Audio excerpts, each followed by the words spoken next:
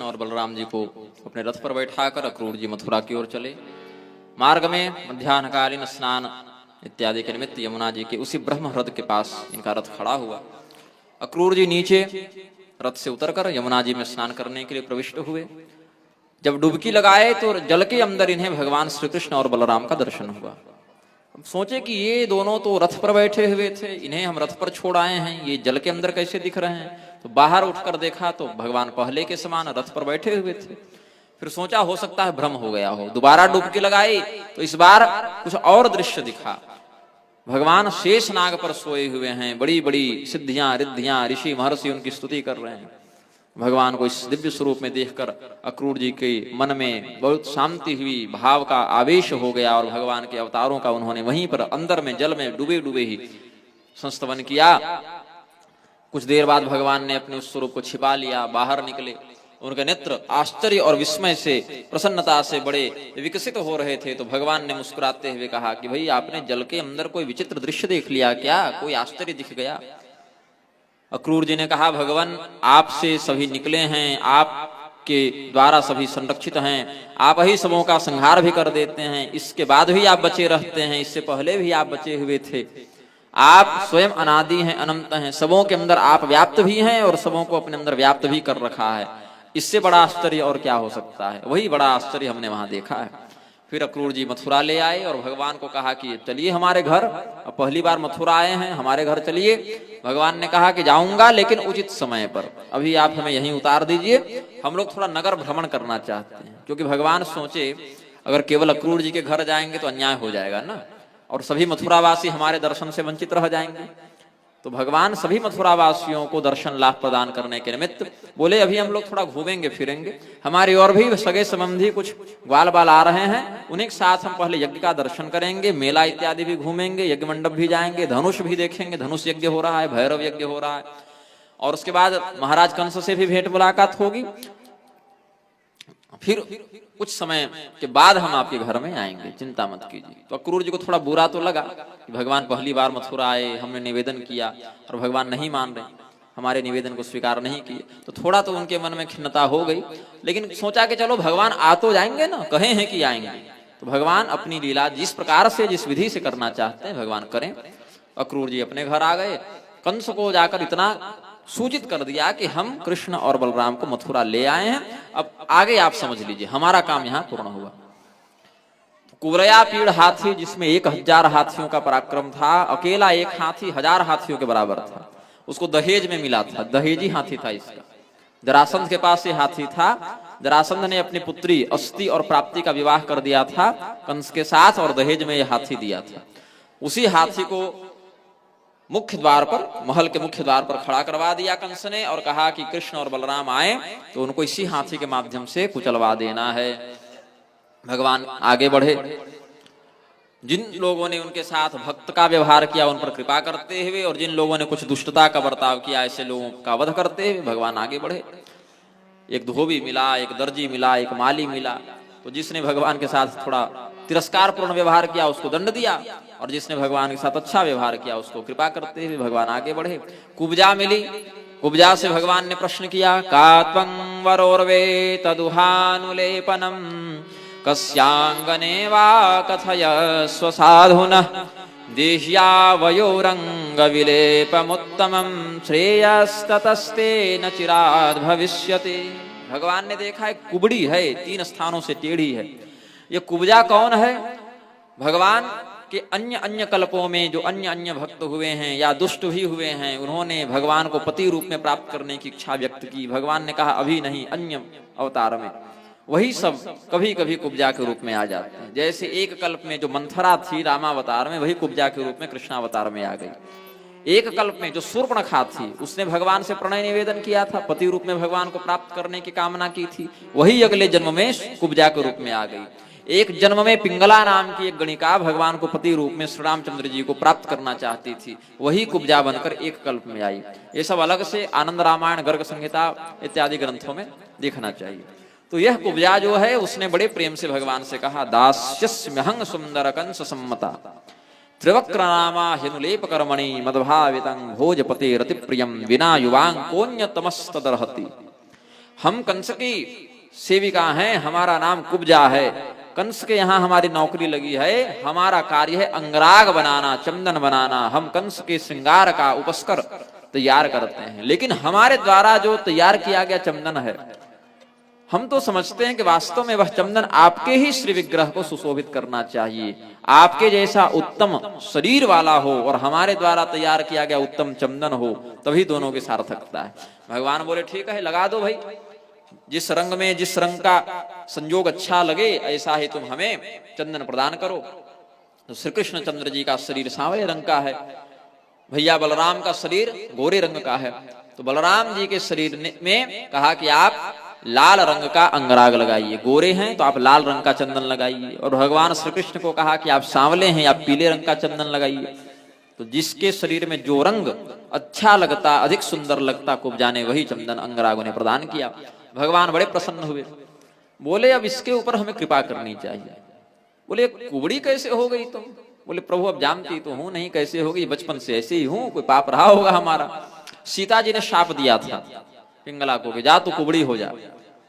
भगवान श्री रामचंद्र जी से प्रेम कर रही थी पिंगला, तो सीता जी को पसंद नहीं आया। भगवान मना भी कर रहे थे लेकिन हट कर रही थी पिंगला, तो सीता जी ने शाप दे दिया था कि तू कुबड़ी हो जाएगी। भगवान ने कहा ठीक है, लेकिन अगले जन्म में तुम मुझको पति रूप में प्राप्त कर लेना। आनंद रामायण में यह कथा विस्तार से वर्णित है।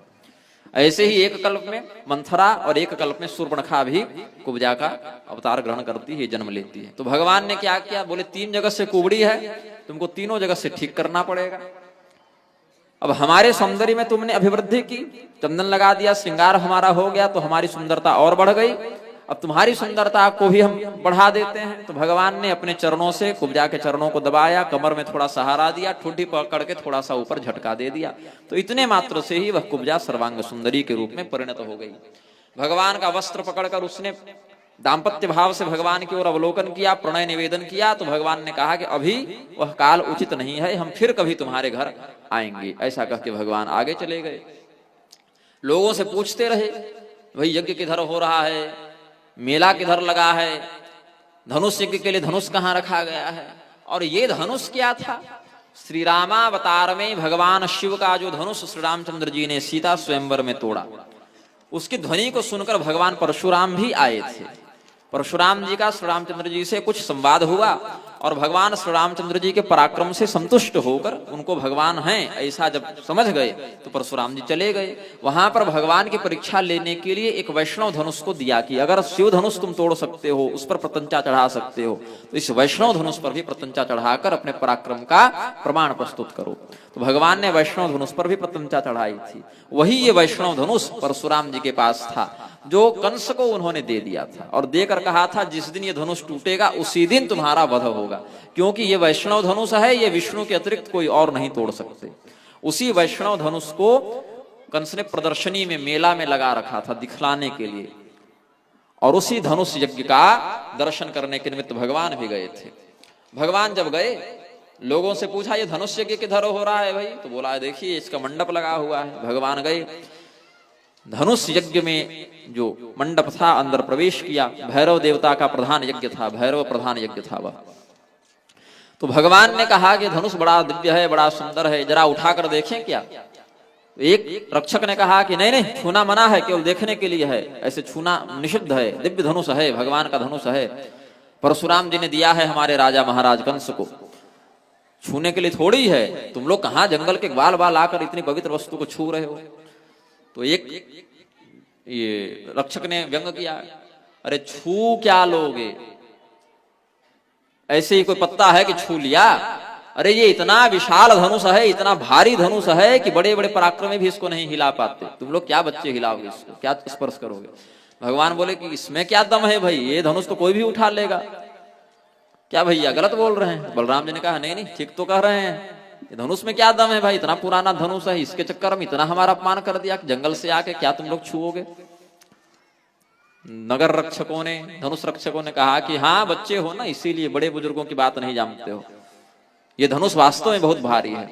भगवान बोले उठाकर देखते हैं क्या? बोले नहीं नहीं, उठा पाओगे भी नहीं और उठाना निषिद्ध भी है, हम तो ऐसे बता दिया कि धनुष कितना महत्वपूर्ण है, इसीलिए छूना नहीं, ये बहुत कोई सामान्य धनुष नहीं, बहुत दिव्य धनुष है। अब ऐसा रोक ही रहे थे, वार्य माणो नृभिः कृष्ण प्रहस्य धनुराददे। मना कर ही रहे थे धनुष रक्षक कि भगवान हंसने लगे और धनुष को उठा लिया। करेण वामेन सलीलमुद्धृतं सज्जं चक्रित्वा निमिषेण पश्यताम् नृणां विकृष्य प्रभभञ्जमध्यतो यथेक्षुदण्डं मदकर्युरुक्रमः।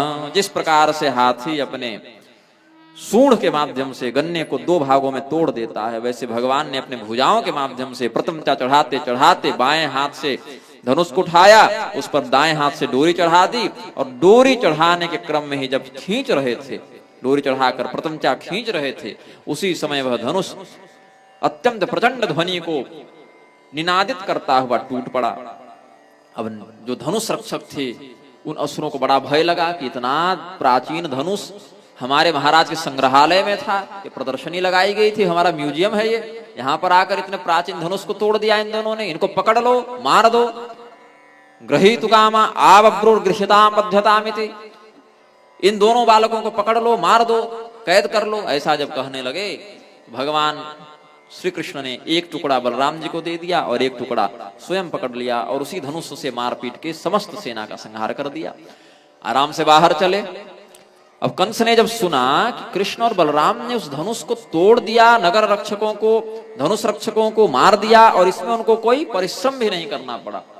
जैसे कोई बच्चा आसानी से, हम लोग तरफ खुखड़ी कहते हैं, अंग्रेजी मशरूम, बरसाती छत्ता होता है ना, उसको उखाड़ ले कोई बच्चा आसानी से मसल दे, वैसे ही अनायास खेल खेल में इन्होंने इस धनुष को तोड़ दिया, हमारी सेना का संहार कर दिया। तो वह अंदर से भयभीत हो गया, अंदर से उसका आत्मविश्वास समाप्त हो गया। दीर्घ प्रजागरो भीतो दुर्निमित्तानि दुर्मते बहोन्यचष्टो भयथा मृत्योर्दौत्यकराणि च।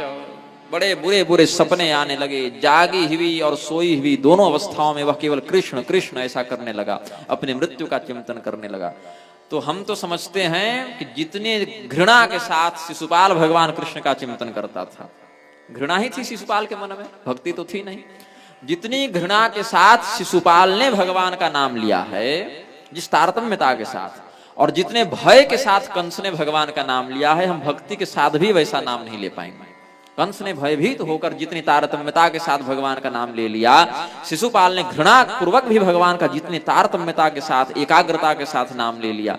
हम भक्ति पूर्वक भी नाम लेना चाहें तो वैसा नहीं ले पाएंगे। त्यज्य सिद्धिं यथागतः, यही कारण है कि वैर बुद्धि के आश्रय के बाद भी शिशुपाल को भगवान ने मोक्ष प्रदान कर दिया था, क्योंकि तारतम्यता देखी भगवान ने। हमारे पास पहुंचे कैसे हो, पैदल आए हो कि मोटरसाइकिल में आए हो कि कार में आए हो कि हवाई जहाज में आए हो, ये भगवान नहीं देखते। तो भक्ति मार्ग से आए हो कि कर्म मार्ग से आए हो कि योग मार्ग से आए हो कि गाली बकते हुए आए हो, लेकिन हाँ, शत्रु भी माना तो केवल भगवान को माना। भगवान के अतिरिक्त शत्रुता भी उन्होंने किसी से नहीं की। परम शत्रु अगर किसी को भी माना तो भगवान को माना। तो कंस को वही वैर बुद्धि, इसको विपरीत भक्ति कहते हैं। एक भक्ति है कि हम भगवान से इतना प्रेम करें, इतना प्रेम करें, इतना प्रेम करें कि भगवान के अलावा कुछ होश ही न रहे। ये सब सुदामा जी को, सबरी मैया को ये सब भक्ति सिद्ध थी। और विपरीत भक्ति में क्या कहते हैं, भगवान से इतनी घृणा करें कि भगवान के अलावा कुछ और दिखे ही नहीं, सर्वत्र भगवान ही दिखे और घृणा ही करें। तो उस विधान से भी भगवान कहते हैं कि चलो ठीक है, हमारा ही चिंतन कर रहा है, तुम्हारे गाली देने से हम छोटे थोड़ी हो जा रहे हैं। लेकिन हाँ, द्वेष बुद्धि से आप भगवान को गाली दे लें 2 बार और फिर इधर उधर के काम में भी मन लगा रहे, तो फिर वो यमराज के हिसाब में चला जाएगा विषय। फिर वहां यमराज देव हेलन दोष का दंड देंगे। अगर वैर भी करो लेकिन भगवान के प्रति तारतम्य भाव से करो तो भगवान उसका उद्धार कर देते हैं। तो भगवान के ही चिंतन में सदैव कृष्ण कृष्ण कृष्ण ऐसा चिंतन कंस का बन गया। अगले दिन रंग महल में अखाड़े में प्रवेश होना था। अखाड़े के मुख्य द्वार पर कुवलया पीड़ हाथी को नियुक्त करवा दिया गया। उसके ऊपर आसुरी चित्तवृत्ति वाले महावतों को नियुक्त कर दिया गया। भगवान जब आए तो भगवान की ओर देखकर उस हाथी को ऐसे कोण से खड़ा किया गया कि दरवाजा आवृत्त हो जाए, मार्ग अवरुद्ध हो जाए, भगवान प्रवेश न कर पाए। भगवान ने देखा कि हमको आते हुए देखकर इस हाथी के माध्यम से रंग महल का द्वार बंद करवा दिया गया है। तो भगवान क्रुद्ध हो गए और कहा, अम्बष्ठाम्बष्ठमार्गम नौ देह्य पक्रममाचिरम नो चेत सकुंजरम त्वाद्य नयामि यमसादनम। अरे महावत, मुझे आता हुआ देखकर तुमने इस कुवलयापीड़ हाथी को ठीक दरवाजे पर खड़ा कर दिया। ये पहले किनारे खड़ा था, अब मुझे आता हुआ देखकर मेरे मार्ग को रोकने के लिए तुमने इस हाथी को दरवाजे पर खड़ा कर दिया है। मैं अंदर कैसे जाऊंगा? मुझे अखाड़े में प्रवेश करना है। जल्दी से इस हाथी को दरवाजे से हटाओ, नहीं तो हाथी समेत तुमको यमराज के यहाँ पहुंचा देंगे। भगवान का ऐसे क्रोध बढ़ा हुआ था। जब कुवलयापीड़ हाथी और महावत को ऐसी धमकी दी तो दोनों को जैसा प्रशिक्षण दिया गया था, और भी उस दिन उस हाथी को मदिरा इत्यादि पिला के उन्मत्त कर दिया गया था। थोड़ा ऐसे भी हाथी का मद चढ़ा हुआ था उस दिन। तो भगवान ने जब ऐसी धमकी दी तो महावत बड़ा क्रोधित हुआ। बोले, रे हम राजा के हाथीवान हैं, हमारे साथ ऐसी बात करता है, ऐसा संवाद करता है। उसने कुवलयापीड़ के मस्तक पर अंकुश मार के भगवान को मारने के लिए प्रेरित किया। उस समय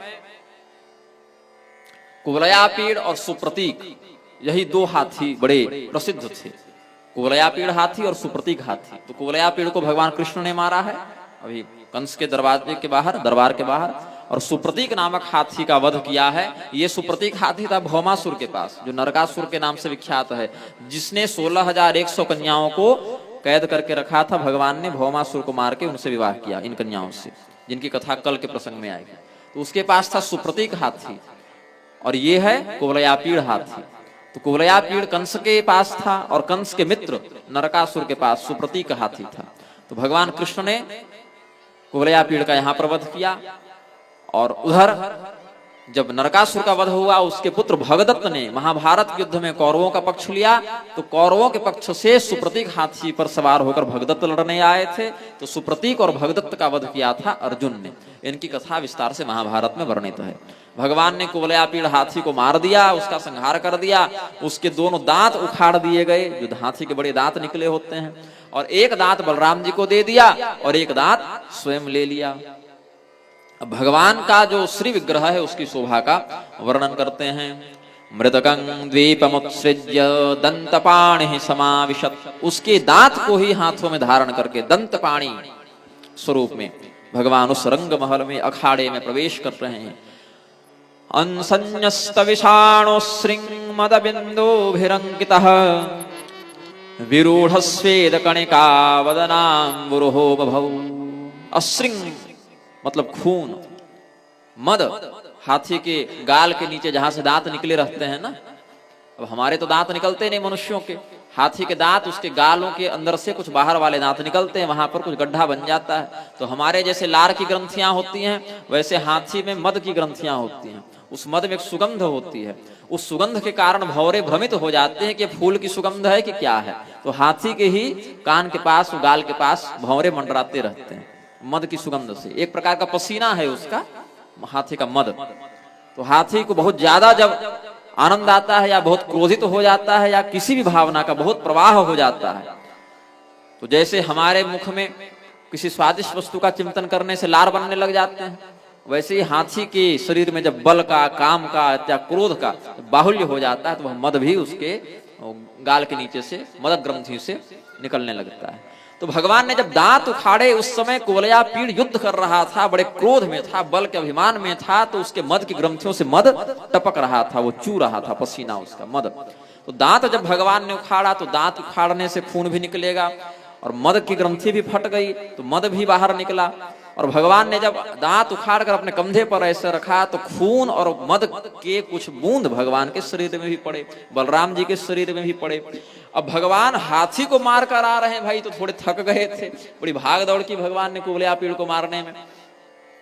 तो भगवान के शरीर में थोड़ा पसीना भी आ गया था। तो भगवान का शरीर एक तो ऐसे ही बड़ा कोमल, सुंदर, तेजस्वी, और भगवान के श्याम सुंदर शरीर में लाल लाल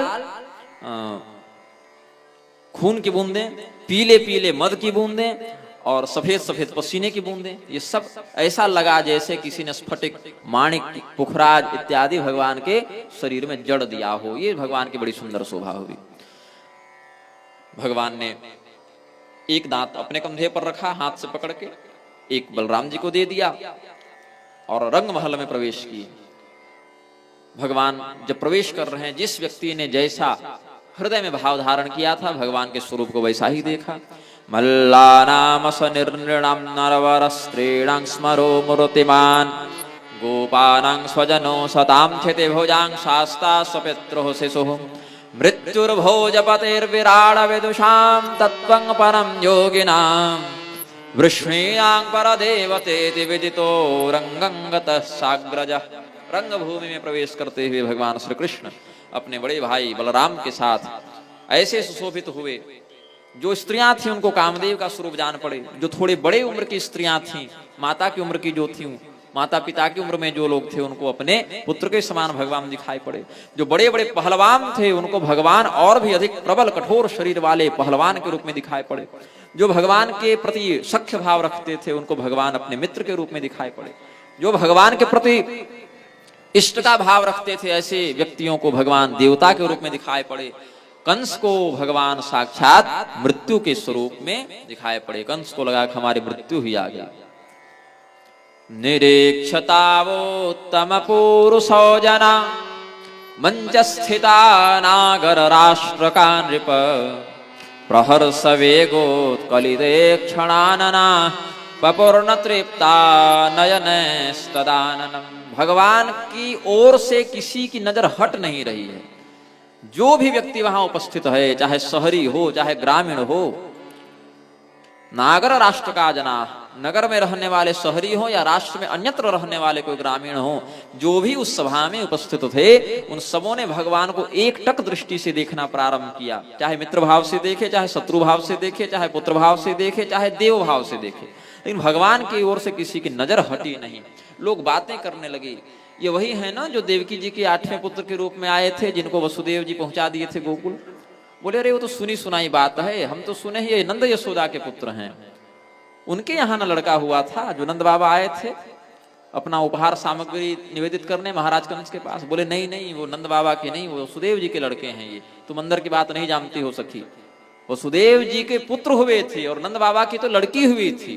तो वो कन्या जो कंस के हाथ से छूट के आकाश में चली गई थी, अष्टभुजी दुर्गा बन गई थी, वो है वसुदेव, वो यशोदा जी की पुत्री हैं। ये तो वसुदेव जी के पुत्र हैं। अभी तक ये नंद बाबा के घर में पल रहे थे। ऐसा जब सुना वसुदेव और देवकी ने, उनके कारागृह का जो कक्ष था कुछ निकट में ही था, तो लोग आपस में कानाफूसी कर रहे थे। कुछ बाहर की ध्वनियां उनके कानों में भी गईं, तो उन्हें अपने उस घटना का स्मरण हो आया कि कैसे तमद्भुतंग बालकम अम्बुजक्षणम चतुर्भुजंग शंख गदारुदायुधम। तो भगवान का उस स्वरूप का स्मरण करके इनके हृदय में वात्सल्य प्रेम उमड़ने लगा कि कैसे भगवान हमारे बालक के रूप में आए, फिर हम रातों रात गोकुल पहुंचा दिए थे। अब इनकी वो स्मृतियां लौटने लगी। फिर कहा कि देखो, इन्होंने बाल्यकाल में ही पूतना, तृणावर्त और अन्य बड़े बड़े राक्षसों का वध कर दिया, कालिय का दमन किया, इंद्र के मान मर्दन में भगवान की लीला बड़ी प्रकट हुई जब गोवर्धन धारण किया इन्होंने। फिर भगवान ने अरिष्टासुर, अघासुर, बकासुर, केसी, जो जो काम भगवान किए थे अभी तक सबों के उद्धार का वर्णन करती गई। अब कहा है कि अब हमारे ऊपर जो अत्याचार करने वाला सबसे बड़ा पापी है कंस, भगवान उसको भी मार देंगे। इसी निमित्त इनका आगमन हुआ है। कंस ने देखा कि ये दोनों सुरक्षित हैं, इनके शरीर में खरोंच तक नहीं लगी, हमारा इतना बड़ा हाथी मर गया, उसी का दांत उखाड़ कर आए हैं। तो कंस के पास जाकर कुछ दूर में ही, जहां पर सभी लोग अपने अपने उपहार सामग्रियां निवेदित कर रहे थे, वहीं जाकर कह दिया कि राजा के पास खाली हाथ नहीं जाना चाहिए। अब हम जब घर से चले थे तो हम तो मेला देखने के लिए आए थे, यहाँ पर यज्ञोत्सव का आनंद लेने आए थे, सोचे घूमेंगे फिरेंगे। अब घूमने फिरने आए, फिर विचार हुआ कि जब इतनी दूर आ ही गए हैं तो महाराज कंस का भी दर्शन कर लें। और बाद में विचार आया, अनुभव तो था नहीं कि राजा के पास कैसे जाना चाहिए, तो राजा के पास, गुरु ब्राह्मण पुरोहित इत्यादि के पास, छोटे बच्चे के पास, नई बहू के पास खाली हाथ नहीं जाना चाहिए, कुछ उपहार लेकर जाते हैं। नई बहू हो, नया बच्चा हो, छोटा बच्चा हो, गुरुजन हो या राजा हो, ऐसे खाली हाथ नहीं जाते। कुछ भी उपहार की सामग्री, फल ले लीजिए, वस्त्र ले लीजिए, कुछ भी फूल ही ले लीजिए कम से कम, लेकिन जाना चाहिए कुछ लेकर, खाली हाथ नहीं जाना चाहिए। पुष्प इत्यादि ही ले लें। यहाँ श्रीफल इत्यादि लेकर जाने की परंपरा हमें बड़ी अच्छी लगी। हमारे क्षेत्र के लोग तो ये सब परंपरा भूल गए कलिकाल के प्रभाव से, लेकिन इधर के लोग श्रीफल तो रखते हैं कम से कम, कुछ न हो तो पुष्प ही रख लें, तुलसी दल रख लें। तुलसी दल से बड़ा क्या हो सकता है वैष्णवों के लिए। तो हमने विचार किया कि कंस महाराज को क्या प्रथम उपहार में दें, तो हाथी का दांत भी बड़ा कीमती होता है, रत्न में ही गिना जाता है, हाथी दांत बड़ा कीमती होता है। और ये हाथी वाला अपना दांत दे नहीं रहा था, सोचे थोड़ा काट के दे दो भैया, बाहर से दांत काटने में क्या दिक्कत है। तो जब उसने नहीं दिया तो हमने सोचा कि हम ही निकाल लेते हैं जितना हमें आवश्यक है, थोड़ा सा क्या खींचे, हाथी के दोनों ही दांत उखड़ गए, हाथी आपका मर गया महाराज। इसका तुम्हें बड़ा खेद है कि आपका हाथी मर गया, लेकिन हम खाली हाथ नहीं आए हैं, हम आपके लिए उपहार में यही हाथी दांत निवेदित करते हैं। कंस को बड़ी जलन हुई, बड़ी उसकी हृदय में पीड़ा हुई। उसने इशारा किया अपने पहलवानों को कि आप पहलवान हो जी, हमारा खाए हो, हमारा पिए हो, हमारा अपमान हो रहा है, यहाँ पर बैठे हुए हो, जाओ इन बच्चों को मारो हमारे सामने। तो कंस का संकेत पाकर चाणूर और मुष्टिक इन दोनों पहलवानों ने भगवान को मारने की इच्छा से वहां पर आगे बढ़कर कहा, हे नंद सूनो हे राम भवंतो वीर सम्मतो नियुद्ध कुशलो श्रुत्वा राज्ञाहूतो दिदृक्षणा। हमारे महाराज कंस ने जब सुना कि तुम बड़े पराक्रमी हो तो उनके मन में विचार आया कि थोड़ी पहलवानी का आनंद लिया जाए। हमारे पहलवान भी बड़े पराक्रमी हैं, तुम भी बड़े पराक्रमी हो, तो हम लोग आपस में कुश्ती करके महाराज का मनोरंजन करें, ये प्रस्ताव यहाँ पर हम रखते हैं। भगवान कृष्ण चाहते ही थे कि पहली मांग यही करें, पहल इनके ही ओर से हो। भगवान तो कह देंगे ना, हमको तो निमंत्रण दिए थे भाई तुम, हम थोड़ी तुमसे लड़ना चाहते थे। तो भगवान ने एक बार कहा कि अवश्य अवश्य पहलवानी तो होनी चाहिए, लेकिन समान पराक्रम वालों में पहलवानी होनी चाहिए। अब तुम लोग इतने विशाल विशाल शरीर वाले पहलवान हो, चाणूर मुष्टिक, तुम्हारा नाम ही विख्यात है मल्लों के समाज में। हम लोग अभी बालक हैं, तो हम अपने ग्वाल बालों के साथ पहलवानी करेंगे, तुम अपने जोड़ीदारों के साथ लड़ो, हम अपने स्तर से महाराज का मनोरंजन करेंगे, तुम अपने स्तर से करो, ताकि अब सभासद लोग जो धर्मनिष्ठ देख रहे हैं, भविन युद्धं मा धर्मः स्पृशेन मल्ल सभासद। भगवान ने कहा कि बच्चों के साथ बड़े बड़े पहलवानों का युद्ध होना उचित नहीं, न्याय संगत नहीं। ये जो देख ले व्यक्ति उसको भी पाप लगता है, इसीलिए यहाँ के सभासदों को ऐसा पाप न लगे, यह विचार करके हम कहते हैं कि ग्वाल बालों के साथ हम लोग और अपने जोड़ीदारों के साथ तुम लोग पहलवानी करो। तो चाणूर कहा कि ऐसे नहीं, न बालो न किशोरस्तम बलश्च बलिनाम वरः लीलये भो हतो येन सहस्रद्वीप सप्तभृत। तुम्हारा पराक्रम तुम्हारी अवस्था के आश्रित नहीं है। गोवर्धन धारण इत्यादि तो प्रसिद्ध था ही भगवान का। तुम्हारा पराक्रम जैसे मनुष्यों के शरीर में जो ताकत आती है वो बचपने में कुछ कम रहती है, किशोरावस्था में बढ़ जाती है, जवानी में पूर्ण शक्ति से रहता है, बुढ़ापे में फिर कुछ घट जाती है शक्ति। तो जैसे मनुष्य की शक्ति अपनी अवस्था के आधार पर घटती बढ़ती रहती है, वैसे ही तुम्हारी शक्ति बालावस्था किशोरावस्था पर आश्रित नहीं है। तुम तो बलियों के भी बली हो, बलशालियों के भी बलशाली हो। अभी 5 मिनट नहीं हुआ है हाथी मार के आ रहे हो अकेले, उसमें भी कैसा हाथी जो स्वयं एक सहस्रद्वीप सप्तभृत 1000 हाथी के समान जो पराक्रमी है, ऐसे कुवलया पेड़ को तुमने अकेले मारा है और यहाँ कह रहे हो कि छोटे बालक हैं, लड़ो हमसे ही लड़ो, बहानेबाजी नहीं चलेगी।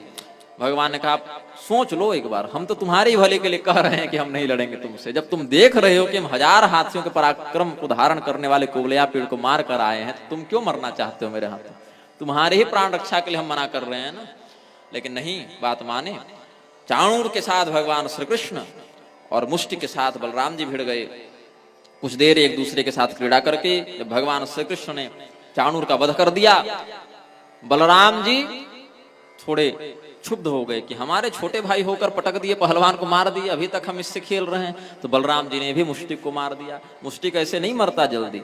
बलराम जी ने देखा कि चाणूर को मार दिया भगवान ने, इस क्षोभ में बलराम जी ने भी मुष्टिक को तुरंत पटक के मार दिया। अब इस घटना को देख रहे थे मथुरावासी, मथुरा की जो नगर की स्त्रियां हैं वो कहती हैं, गोपुण्या व्रत ब्रज भुवो यदयं नृलिंगा गूढ़ः पुराण पुरुषो वन चित्रमाल्यः गाः पालयन् सह बलः क्वणयंश्च वेणु विक्रीडयां च गिरित्रमार्जितांघ्रिः। भगवती लक्ष्मी जिनके चरण कमलों को बड़े प्रेम से दबाती हैं और दबाते हुए भी सावधानी रखती हैं कि हमारे कोमल हाथ भी भगवान को कहीं पीड़ा न दे बैठे, क्योंकि भगवान के चरण कमल हमारे हाथों से भी कहीं अधिक कोमल हैं। ये भगवान स्वयं पुराण पुरुषोत्तम नारायण हैं। इनके चरणों की पूजा बड़े बड़े देवता किया करते हैं। बड़े बड़े देवता जैसे ब्रह्मदेव, भगवान शिव, भगवती लक्ष्मी जिनके चरणों की पूजा किया करती हैं, ऐसे भगवान नारायण स्वयं ही ब्रज में गोप बंधुओं के समान मनुष्य वेश को धारण करके अपने स्वरूप को छिपाकर अलग अलग प्रकार से कभी बांसुरी बजाते हुए, कभी गौ चराते हुए, कभी सखाओं के साथ, मित्रों के साथ खेलते हुए विहार करते हैं। इसीलिए हम समझते हैं कि पुण्या बत ब्रज भुवो, ब्रज जो है, वृंदावन जो है, ब्रजभूमि संपूर्ण त्रिलोकी में सबसे अधिक पवित्र स्थान है, क्योंकि अत्यंत दुर्लभ जो गूढ़ तत्व है वह पुराण पुरुष परमात्मा भी यहाँ पर मनुष्य नृलिंग शरीर को धारण करके लोक लीला करते रहते हैं। गोप्यस्तपः किमचरन् यदमुष्य रूपम् लावण्य सारम समोर्ध्वमनन्य सिद्धम् दृग्भिः पिबन्त्यनुसवाभिनवं दुराप मेकान्तधाम यशसः श्रिय ऐश्वरस्य। किसी व्यक्ति के अंदर अगर थोड़ी बहुत सुंदरता हो जाए, थोड़ा बहुत ज्ञान हो जाए, कुछ विशिष्ट हो जाए, बाकी सामान्य व्यक्तियों में जो सुंदरता है, ज्ञान है, जितना पराक्रम है, जितना धन है, उससे थोड़ा बढ़ के अगर कोई सुंदर हो जाए, ज्ञानी हो जाए, पराक्रमी हो जाए, बलवान हो जाए, धनी हो जाए, उसमें कितना अहंकार आ जाता है। फिर इन शक्तियों के स्वामी जो देवता हैं, सौंदर्य के स्वामी भगवान कामदेव, धन के स्वामी भगवान कुबेर, ये सब कितने अहंकारी हो जाएंगे। लेकिन जिनके माध्यम से ये सुंदर हुए हैं, जिनकी कृपा से ये पराक्रमी हुए हैं, जो ज्ञान का स्रोत है, पराक्रम का स्रोत है, दीपक अपने प्रकाश का अहंकार कर ले, लेकिन प्रकाश जिस सूर्य से निकल रहा है वो सूर्य क्या करेगा, वो तो सहज है, सरल है। तो ज्ञान का, सौंदर्य का, पराक्रम का, ऐश्वर्य का संपूर्ण प्रकारेण स्रोत भगवान ही हैं। और वो भगवान जो सुंदरता के भी सौंदर्य हैं, वो नित्य गोपियों को सुलभ हैं। गोपियां कितना सौभाग्य प्राप्त करती हैं कि भगवान का नित्य दर्शन उनको होता रहता है। बोले दर्शन ही नहीं, यादोहने वहनने मथनोपलेप प्रिंखिं क्षणार्भरुदितो क्षणमार्जनादौ गायन्ति चैनमनुरक्तधियोऽश्रुकण्ठ्यो धन्या व्रजस्त्रिय उरुक्रमचेतयाना। भगवान नारायण के चरित्र में जिनका चित्त सदैव लगा हुआ है, चाहे वो गाय दूह रही हूं, चाहे वो दही मथ रही हूं, दही बिलो रही हूं, चाहे वो धान कूट रही हूं, चाहे घर में झाड़ू पोछा कर रही हूं, चाहे खाना बना रही हूं, चाहे अपने सास ससुर की सेवा कर रही हूं, बच्चे को दूध पिला रही हूं, पति को भोजन करा रही हूं, बर्तन मांज रही हूँ, स्नान इत्यादि बच्चों को करा रही हूँ, कपड़ा धो रही हूँ, किसी भी प्रकार का कर्म करती हुई भी गोपियां सदैव भगवान का ही चिंतन करती हैं, भगवान का ही।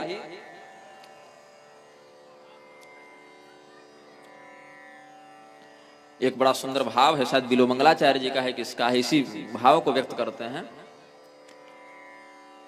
गृहे गृहे गोपवधू कदम्बा। अब हमें याद नहीं है बढ़िया से, श्लोक में त्रुटि होगी तो अगर कोई श्लोक याद रखे हो तो बता दीजिएगा। मेरी माँ बचपन में लोरी में ये सब सुनाती थी। गृहे गृहे गोपवधू कदम्बा सर्वे मिलित्वा समवाय योगे पुण्यानि नामानि पठन्ति नित्यं गोविंद दामोदर माधवेति। बहुत बचपन में 5-6 वर्ष के थे तब माता जी से सुने थे, याद रह गया भगवान के पास।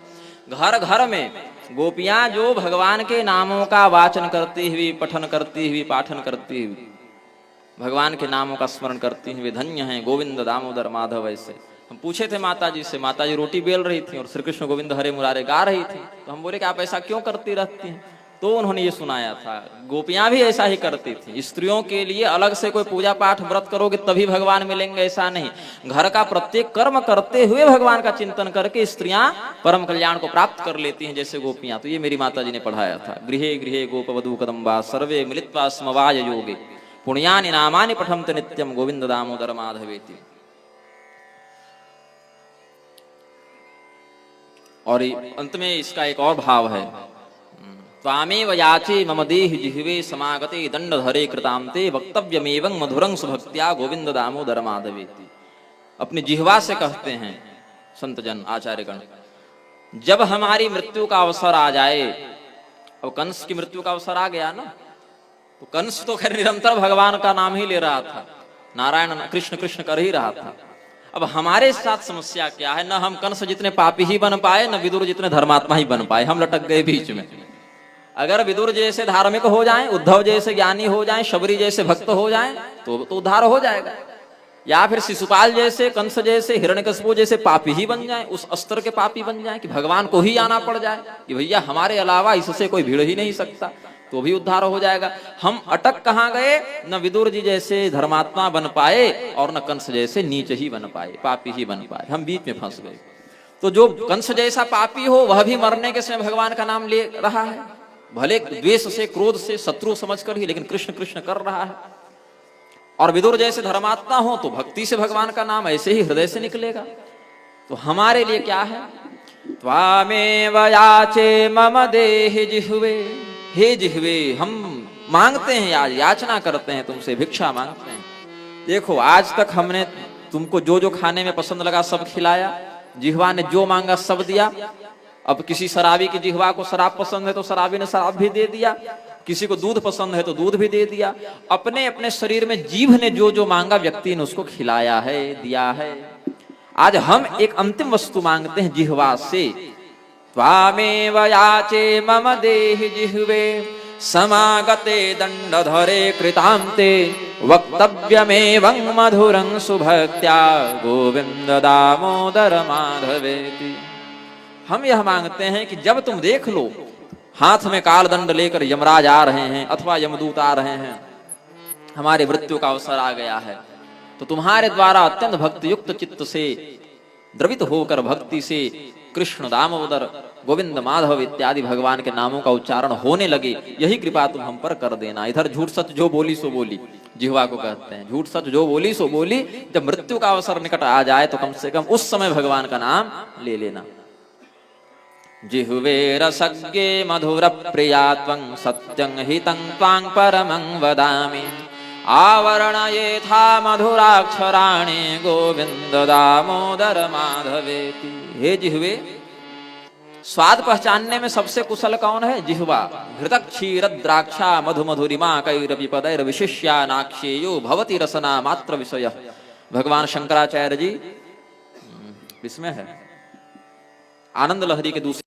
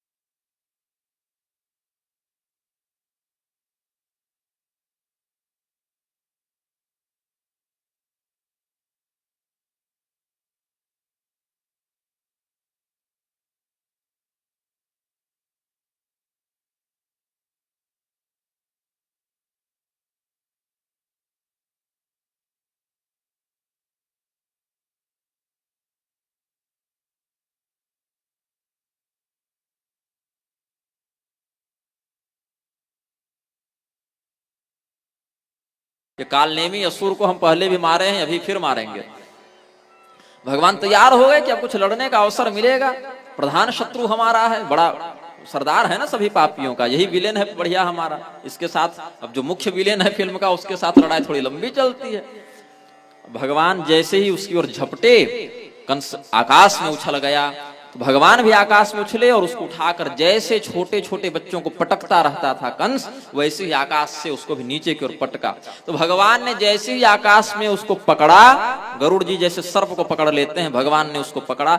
भगवान के स्पर्श मात्र से कंस इतना डर गया, उसका हृदयाघात हो गया, वही वो मर गया। क्या लड़ेंगे भगवान उससे? अब नीचे पटक दिए तो कंस उठा ही नहीं। भगवान सोचे अब उठेगा, अब इससे और लड़ेंगे और लड़ेंगे। मर गया तो क्या लड़े भगवान उससे? भगवान बोले बस एक बार हमारे स्पर्श से ही अब मर गया। अब भगवान बड़े बेचैन हुए, अब मन पर पूरी तैयारी करके रखेंगे, लड़ना है, और लड़ने का अवसर ना मिले तो भगवान चिढ़ गए। क्या विलेन बनेगा रे तू? भगवान सोचे भाई तुम्हारे चक्कर में हम इतने असुरों को मार मार कर अभ्यास बना रहे थे कि सबका सरदार आएगा तो बढ़िया से लड़ेंगे। ये सरदार ऐसा था कि हमने पकड़ा, इसको हार्ट अटैक आ गया। इस खोखले, देखिए जो पापी रहता है ना, वो बाहर से बहुत आत्मविश्वास का प्रदर्शन करेगा, लेकिन अंदर से खोखला होता है। ये कंस भी बाहर से बच्चों पर तो बड़ा पराक्रम दिखाया पटक पटक कर, अब वही वृत्ति जब अंदर से इसको अनुभव होने लगी कि हमारा भी अंत आ गया है, तो अंदर से तो खोखला हो चुका था। तो पापी का पाप ही उसके आत्मबल को छीन कर देता है। भगवान ने कहा ठीक है, हम तो अपना पराक्रम दिखाएंगे ही। उसका केस पकड़कर भगवान घसीटने लगे, बोले उठो अभी मुझे लड़ना है, ऐसे कैसे मर सकते हो तुम, उठो अभी मुझे और लड़ना है। भगवान उसके केस को पकड़ के जब खींचने लगे, घसीटने लगे, तो हाहाकार मच गया। कंस के और भी बहुत भाई थे, कंक, न्यग्रोध इत्यादि भाई आए भगवान से लड़ने के लिए। बलराम जी ने देखा कि भगवान कृष्ण कंस के केस को पकड़ के खींच रहे हैं, उनको मारने के लिए कंस के और भाई बंधु आ रहे हैं। तो बलराम जी बोले चिंता मत कीजिए, आप घसीटते रहिए, मैं इनको देखता हूं। अहन परिघमद्यम्य पशु निव मृगाधिपः, जैसे सिंह पशुओं को मार देता है, बलराम जी ने परिघ का प्रहार करके, एक परिघ अस्त्र होता है उसका प्रहार करके कंस के भाई बंधु पक्षधरों को भी मार दिया।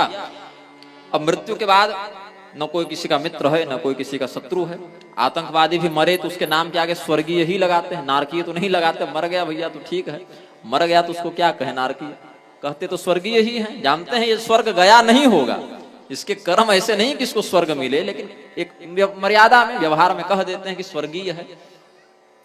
कोई संत मरे तो स्वर्गीय नहीं कहना चाहिए, क्योंकि संत मरते नहीं, वो मुक्त होते हैं। देह की दृष्टि से मृत्यु उनको प्राप्त होती है, लेकिन तत्व की दृष्टि से मोक्ष होता है। इसीलिए अगर सगुण उपासना किए हैं तो जिस देवता की उपासना की उसके गोलोकवासी, कैलाशवासी, साकेतवासी ये कहते हैं, और अगर निर्गुण ब्रह्म की आराधना की है तो ब्रह्मलीन ये कह देते हैं। उनके लिए दिवंगत या स्वर्गीय शब्द नहीं लगाना चाहिए। लेकिन लौकिक मर्यादा में जो संसार में बंधे हुए जीव जगत के लोग गुजरे तो व्यवहार बस कह देते हैं कि स्वर्गीय है, चाहे वो पापी भी क्यों न हो।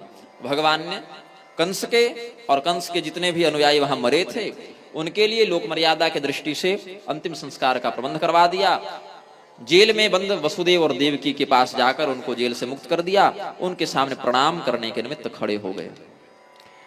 अब भगवान जो हैं वो भगवान कहे कि हम इतने वर्षों के बाद अपने माता पिता से मिले हैं, बड़े प्रेम से, बड़े स्नेह से, बड़े आदर से भगवान मिले, लेकिन माता पिता इनके साथ वैसा व्यवहार कर ही नहीं रहे हैं जैसा एक सामान्य माता पिता को करना चाहिए। क्योंकि ये माता पिता क्या कर रहे हैं, इनको भगवान की दृष्टि से देख रहे हैं। देवकी वसुदेवश्च विज्ञाय जगदीश्वरौ कृत संबंधनो पुत्रौ सस्वजातेन शंकितौ। जब भगवान श्री कृष्ण ने, बलराम जी ने प्रणाम किया वसुदेव और देवकी जी को, तो कल्याण हो पुत्र ऐसा भी वो नहीं कर सके। सोचे हम भगवान को कैसे आशीर्वाद दें, ये साक्षात जगदीश्वर हैं, जगदीश्वर से हम कैसे प्रणाम करवा लें। भगवान प्रणाम करने के लिए झुके थे, बोले कोई आशीर्वाद नहीं दिए माता पिता, कहीं इतने तो भाव में विभोर नहीं हो गए कि रोने लग गए, इतना प्रेम तो नहीं उमड़ गया। ऊपर देखे बोले प्रेम भी नहीं दिखता, ये तो कुछ संकित हैं, कुछ सहमे हुए से हैं। बोले भगवान परब्रह्म हमें प्रणाम कर रहे हैं, क्या कहें इनको। समझ गए कि ये हमें भगवान की दृष्टि से देख रहे हैं, पुत्र की दृष्टि से नहीं देख रहे हैं। तो भगवान ने अपनी माया के दूसरे प्रकार का विस्तार किया। भगवान की माया के 3 प्रकार आचार्यों ने बताए हैं, विश्व मोहिनी, स्वजन मोहिनी, आत्मोहिनी।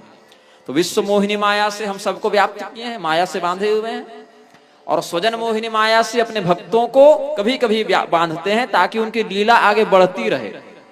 अब अब भगवान को सब भगवान ही मानेंगे तो लीला कैसे करेंगे? भगवान के प्रति किसी को पिता का भाव रखना पड़ेगा, किसी को पुत्र का भाव रखना पड़ेगा, किसी को मित्र का, किसी को शत्रु का, तब ना आगे बात बढ़े। सब अगर भगवान को भगवान मानकर व्यवहार करने लगेंगे तो कोई भगवान को अपना पुत्र नहीं कहेगा, कोई मित्र नहीं कहेगा, कोई पति नहीं कहेगा, कोई शत्रु नहीं कहेगा, कोई मित्र नहीं कहेगा। तो इसको लीला क्रम को बढ़ाने के लिए भगवान दूसरे प्रकार की माया, स्वजन मोहिनी माया का प्रयोग करते हैं। और आत्म सम्मोहिनी माया का प्रयोग कहाँ करते हैं? जहां भगवान स्वयं को ही मोहित जैसा दिखाते हैं। जैसे सीता जी के हरण के बाद सीता जी के वियोग में बहुत भगवान विलाप किए, लक्ष्मण जी को शक्ति बाण लग गया तो भाई के संभावी मृत्यु की आशंका से भगवान विलाप किए, तो वहां स्वयं को मोहित जैसा दिखाए। अब भगवान आत्ममोहिनी माया का प्रयोग अपनी लीला में अलग अलग रसों को प्रवर्धित करने के लिए करते हैं।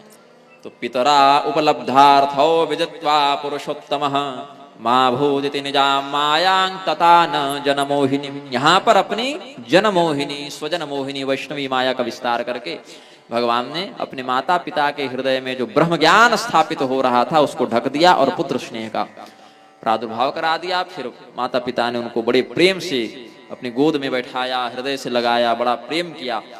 उग्रसेन जी को भी कारागार से मुक्त करके भगवान ने माथुर मंडल के राज्य पर स्थापित कर दिया। समयानुसार भगवान अब नंद बाबा मिले, बोले अब क्या, ये तो बड़ी विचित्र बात हो गई, यहाँ आकर तुम्हें हम जान रहे हैं कि तुम वसुदेव जी के पुत्र हो। गर्गाचार्य जी ने बताया था नामकरण करने के समय कि तुम किसी काल में वसुदेव जी के पुत्र बने थे, इसीलिए वासुदेव नाम है तुम्हारा, इसी जन्म में बने थे, ये हमें नहीं पता था भाई, अब क्या करें। तो सपिता साच जननी यो पुष्णीतांग सपुत्रवत शिशून बंधु विरुत्श्रेष्ठा न कल्पये पोष रक्षण। बोले केवल जन्म देने वाला ही माता पिता नहीं कहलाता, पालन पोषण करने वाला तो उनसे बढ़कर भी माता पिता कहलाते हैं। क्योंकि कई बार ऐसा देखा गया है कि जन्म देने के कुछ समय के बाद माता पिता की मृत्यु हो गई। बहुत से लोगों के साथ ऐसा हो जाता है कि जन्म के कुछ ही समय के बाद माता पिता का निधन हो गया अथवा माता पिता ने त्याग दिया, ऐसा भी देखने को मिलता है। उस स्थिति में जिसने पालन पोषण किया वही प्रधान माता पिता है। इसीलिए हमारे हृदय में आपके प्रति जो भाव था माता पिता का वही रहेगा। और आज भी कहीं पर चित्र में, कैलेंडर इत्यादि में भी देखें तो यशोदा जी के साथ ही कृष्ण भगवान दिखते हैं, देवकी जी के साथ कहाँ दिखते हैं ना। देवकी वसुदेव के साथ भगवान श्री कृष्ण का अगर कोई प्रसंग बनाकर चित्र बना दे तो अलग बात है, लेकिन सामान्यतया भगवान कृष्ण का ध्यान करेंगे तो यशोदा जी का ही स्वरूप सामने आ जाता है। यशोदा और नंद भगवान के माता पिता के रूप में जितने प्रसिद्ध हुए, जितने व्याप्त हुए हृदय भाव में, उतने वसुदेव देव की नहीं हुए हैं। कहा कि हम आएंगे, आप चिंता मत कीजिए।